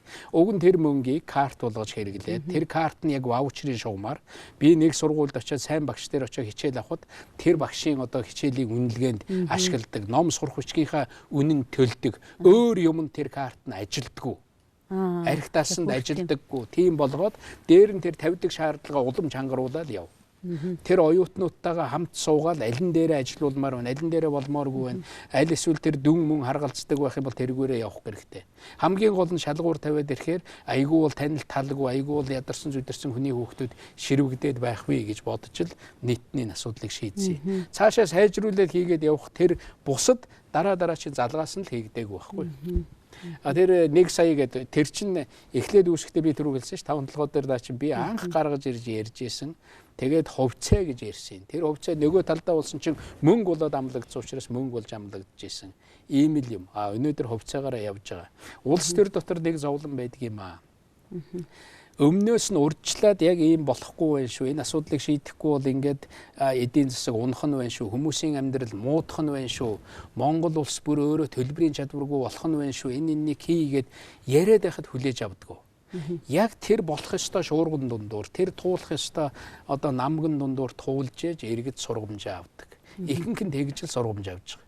Уг нь бол урьдчилж хэлээд ээж болно. Урьдчилж хараад хэлэх боломжтой. Энэ 20 хэдэн жилийн зам дундуур явцсан бид нар бол бас нэг асуудлын шийдлийг аль замаар нь шийдээд явах уу гэдэг хуулиач бид мэднэ, нөхцөл байдлаач мэднэ, яаж шийдэх үү гэдгээ мэднэ. Уг нь бол. За бас нэг асуулт байна. Таныг шүүмжлэх хэвлэл зөрсөн гэж яригдж байгаа. Тэгээд ер нь та өөрийнхөө тухай хамгийн таагүй мэдээлэл хизээ хамгийн сүүлд уншсан бай гэж асуулт ирүүлсэн байна. Би тэр таагүй мэдээлэл унших тусмаа тийм зүйл гарах тусам би бол хувьдаа баярлж идэг яг үнэндээ бол. Одоо нэг тийм би бол нөгөө нүдүүлээ сурцсан хүн байхгүй. Би бол зодуур даадаг хүн шүү дээ. 89 онд анхал цуглаан хөтлөл гарч ирж байхад маргааш нь эхлэл дарга дээрээ дуудагдчихлээ. Яг л тийм л амьдрал дундуур би явсан юм аа. Тийм учраас тэр таагүй мэдээлэл тэрнээс болж би нэг хэвлэл, нэг сэтгүүлчийг цагдаад өгч хойноос нь гомдол тавьж явдаггүй байхгүй юу. Тэр чинь тийм эрхчлөө, тийм эрхийг иргэддээ хангаж өгөх хэрэгтэй. Энэ эрхийг улам нээлттэй байх хэрэгтэй. Муу юмыг ярьдаг байх хэрэгтэй. Тэр хүнд ярих муу юм байхгүй болтол нь ярих хэрэгтэй. Тийм хамгийн муу юмыг гаргаж яриулах гэл хүмүүс зохион байгуулалтаа явал юм яриулэл ирэхээр инээд хүргмээр юм бол яриулсан л орж ирдэг шүү дээ тийм ээ. Тэгтэл нь энэ төр ард түмний төлөө явж байгаа хүмүүс мэддэг л байх шүү дээ. За энэ та өөрийгөө Монголын захаагийн гэж овоглсон байсан. Энэ нэр чи одоо улсаараа та оглоод байгаа мó? Таны өөгийн нэр юм уу гэж асуусан байна. Би одоо хамгийн сүүл дээр сэтгэлгээний хувьсгал гэдэг одоо танаа юм дээр бичсэн. Уг нь өдрийн сонь зориулж бичсэн. Тэгээд танаа одоо вебсайт дээр сайт тавьсан. Тэгээд тэн дээр Монголын цахиагийн элбэгд орж гэж байгаа. Тийм. Миний нэр элбэгд орж. Миний аавыг цахиа гэдэг. Тэр цахиа гэдэг хүний аав нь Монгол гэдэг нэртэй. Ойлгож байна. Миний хөгшин аавын нэр байхгүй юу? Манай нутагт хөгшин аав гэдэг. Одоо өөрөө бол өвөө гэж ярьж байна. Энд бол өвөө гэдгийг. Манай нутагт миний хөгшин аавын нэр. Би цаашдаа намайг хүмүүс элбэгд орж гэж дуудвал миний нэрийн 30%-ийг дуудаж байна гэж би харна. За нэг 30%-тэй цахиагийн элбэгд орж гэвэл за 70% боллоо. Монголын цахиагийн элбэгд орж гэвэл 100% боллоо. Ихэнх газар ихэнх хүмүүс 3 нэр хэрэглээл явж байдаг шүү дээ. Тийм биз дээ. Овогтойгоо манайхан ч гэсэн тэгдэг. Тэгэхээр Монголын цахиагийн элбэгд орж. Би хөгшин аавынхаа нэрээр дуудвал л. Миний хөгшин аавыг Их Монгол гэж нэрлэдэг байсан. Их гэдэг хочтой хүн байсан. Манай тэр нутагт 3 Монгол байсан гэдэг. Их Монгол гэдэг нь миний хөгшин аав юм байгаа. Том ихтэй хүн байсан болов уу? Монголын цахиагийн элбэгд орж. Номтой хүн байсан. За ихэнх хүмүүс таныг улсаараа оглсон байна гэж ойлгосон байна. Тийм улс гэж ерөөсөө бийгүй. Тэгээд миний хөгшин аавын нэр Монгол улсын маань нэртэй адилхан байгаа. Сайхан байгаа ч. За хамгийн сүүлийн асуултыг тавья.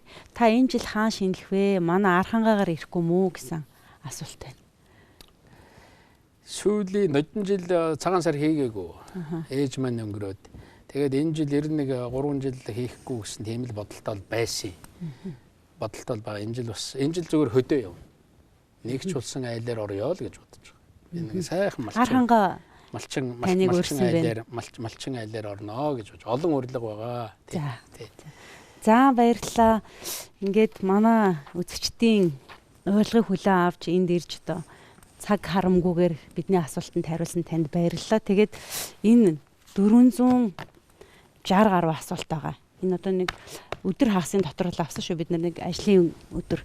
Тэгэд энийг та бас цаг заваараа хараарай. Тэгэд энд бол нэлээд олон талын асуудлууд хөндөгдсөн байлээ.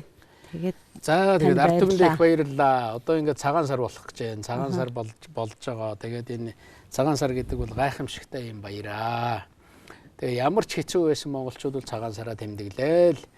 Одоо өөрийнхөө өвгд хөгчдийг баярлуулад, хүүхэд залуучуудаа баярлуулад, гэр орноороо нэг сайхан цугладаг. Тэгээд зарим газар бүр одоо хөдөөд бол цагаан сараа одоо морио унаж тэмдэглэе, мортойгоо очиж золгоё гэдэг ингэдэг болсон. Би бас нэг монголчууд морио унжээ гэдэг нэг уриалга гаргаж ийсэн. Архины тухай бас нэг уриалга гаргаж ийсэн. Ер нь одоо гэмт хэрэг болохгүй бүтэхгүй байгаа юмны тал гаруй хувь нь өнөөдөр архинаас улсан байдаг шүү дээ. Нөгөө хэцүү нэртэй газар сууж байгаа улсуудын тал хувь нь л архиуд цогтурсан учраас ийм одоо гэмт хэрэг үлдсэн байдаг. Тэгэхээр энэ архи гэдэг ундаанаас хол байгаараа. Хол байлгах арга бол миний байлгадаг арга бол ерөөсөө миний очисон газар миний ширээн дээр архи байж болохгүй гэж хэлчихдэг байхгүй юу. Тэр ширээн дээр л архи гарга тавьж болдгоо. Манай зарим айлууд тэгээд байгаа. Нэг шил архи гарга тавиад одоо сүүлийн үед хүн архи ухаа болж тал болсон энэ төр гэд тавьчихаар л тэр чинь бас нэг болдгоо байхгүй юу. Тэгэхээр тэр айлын ширээн дээр заавал архи байх шаардлагагүй шүү дээ. Сайхан цайгаа уугаад, идэega уугаад үндэснийхээ одоо тэр үйлдвэрлэлийн бүтээгдэхүүн бас нэг үе бодоход бол манай үндэсний үйлдвэрүүд сэргэж байгаа шүү дээ. Маш олон үндэсний одоо үйлдвэрлэлүүд бий болж байна. Гаднаас орж ирдэг юм монголчууд хийдэг болж байна. Шинээр эмэлгүүд бий болж байна. Үнэхээр одоо сайхан мэдээнүүд асар их байгаа. Нөгөө нэг хэрүүлээс болоод нэг бахан одоо тодорхой бүлэгэл янз бүрийн юмнаас болоод нэг хараар бүх юмыг будаад нэг сэдв юм 2 3 сэдв тойруулаад будаад бухимдаад байгаа болохоос биш эргэн тойрносоо сайхныг харах юм бол сайхан юм зөндөө олныг харж болохоор ийм боломжтой байгаа. Заавал муу юм бодож тэрэндээ муу энерги хоригдлуулж тэрэндээ эргэж унах шаардлагагүй байхгүй. Ер нь хүний бодлоос болдог. Тэгэхээр ер нь тэр сайн юмыг харж сайн юмаа дэмжиж ингэж явцгаая. Тэгээд бүгдээрээ альва юмыг болох бүтгтлээс нь л бодъё, болох бүтгтлээс нь хийх гэж оролдъё. Яг миний үүрэг бол болж бүтэж байгаа тэр юмыг л урагшлуулахын төлөө байдаг. Ингээд одоо цагаан сардаа ард иргэд маань сайхан одоо шинэлж, сар шиндээ сайхан шинэлж, одоо болохгүй бүтэхгүй байсан юмнуудаа ардаа орхиж, хуучин жилдээ орхиж тийм ээ, хонин жилдээ одоо бүгд их сайхан одоо баясалтайгаар, сайн амжилттайгаар бүгдээр урагшаа зүтгэнэ. Амжилт гарнаа. Монголын ирээдүй бол одоо өнөөдрөөс маргааш нь сайн байна гэдэгт бол би бол итгэдэг. Өнөөдрийн үеэс дараачийн үеийн илүү ухаантай, илүү бүтээлч хүмүүс, илүү сайн асуудал шийдэх хүмүүс ирж яваа гэдэгт итгэдэг. Гэхдээ бидний үе асуудлаа бас яг тухайн цаг үед нь шийдээд явах хэрэгтэй. Ингээд шийдвэрлэхийн төлөө зүтгэх болноо. Их баярлалаа. За таны сайхан үгээр нэвтрүүлгээ жаргаая. За баярлалаа.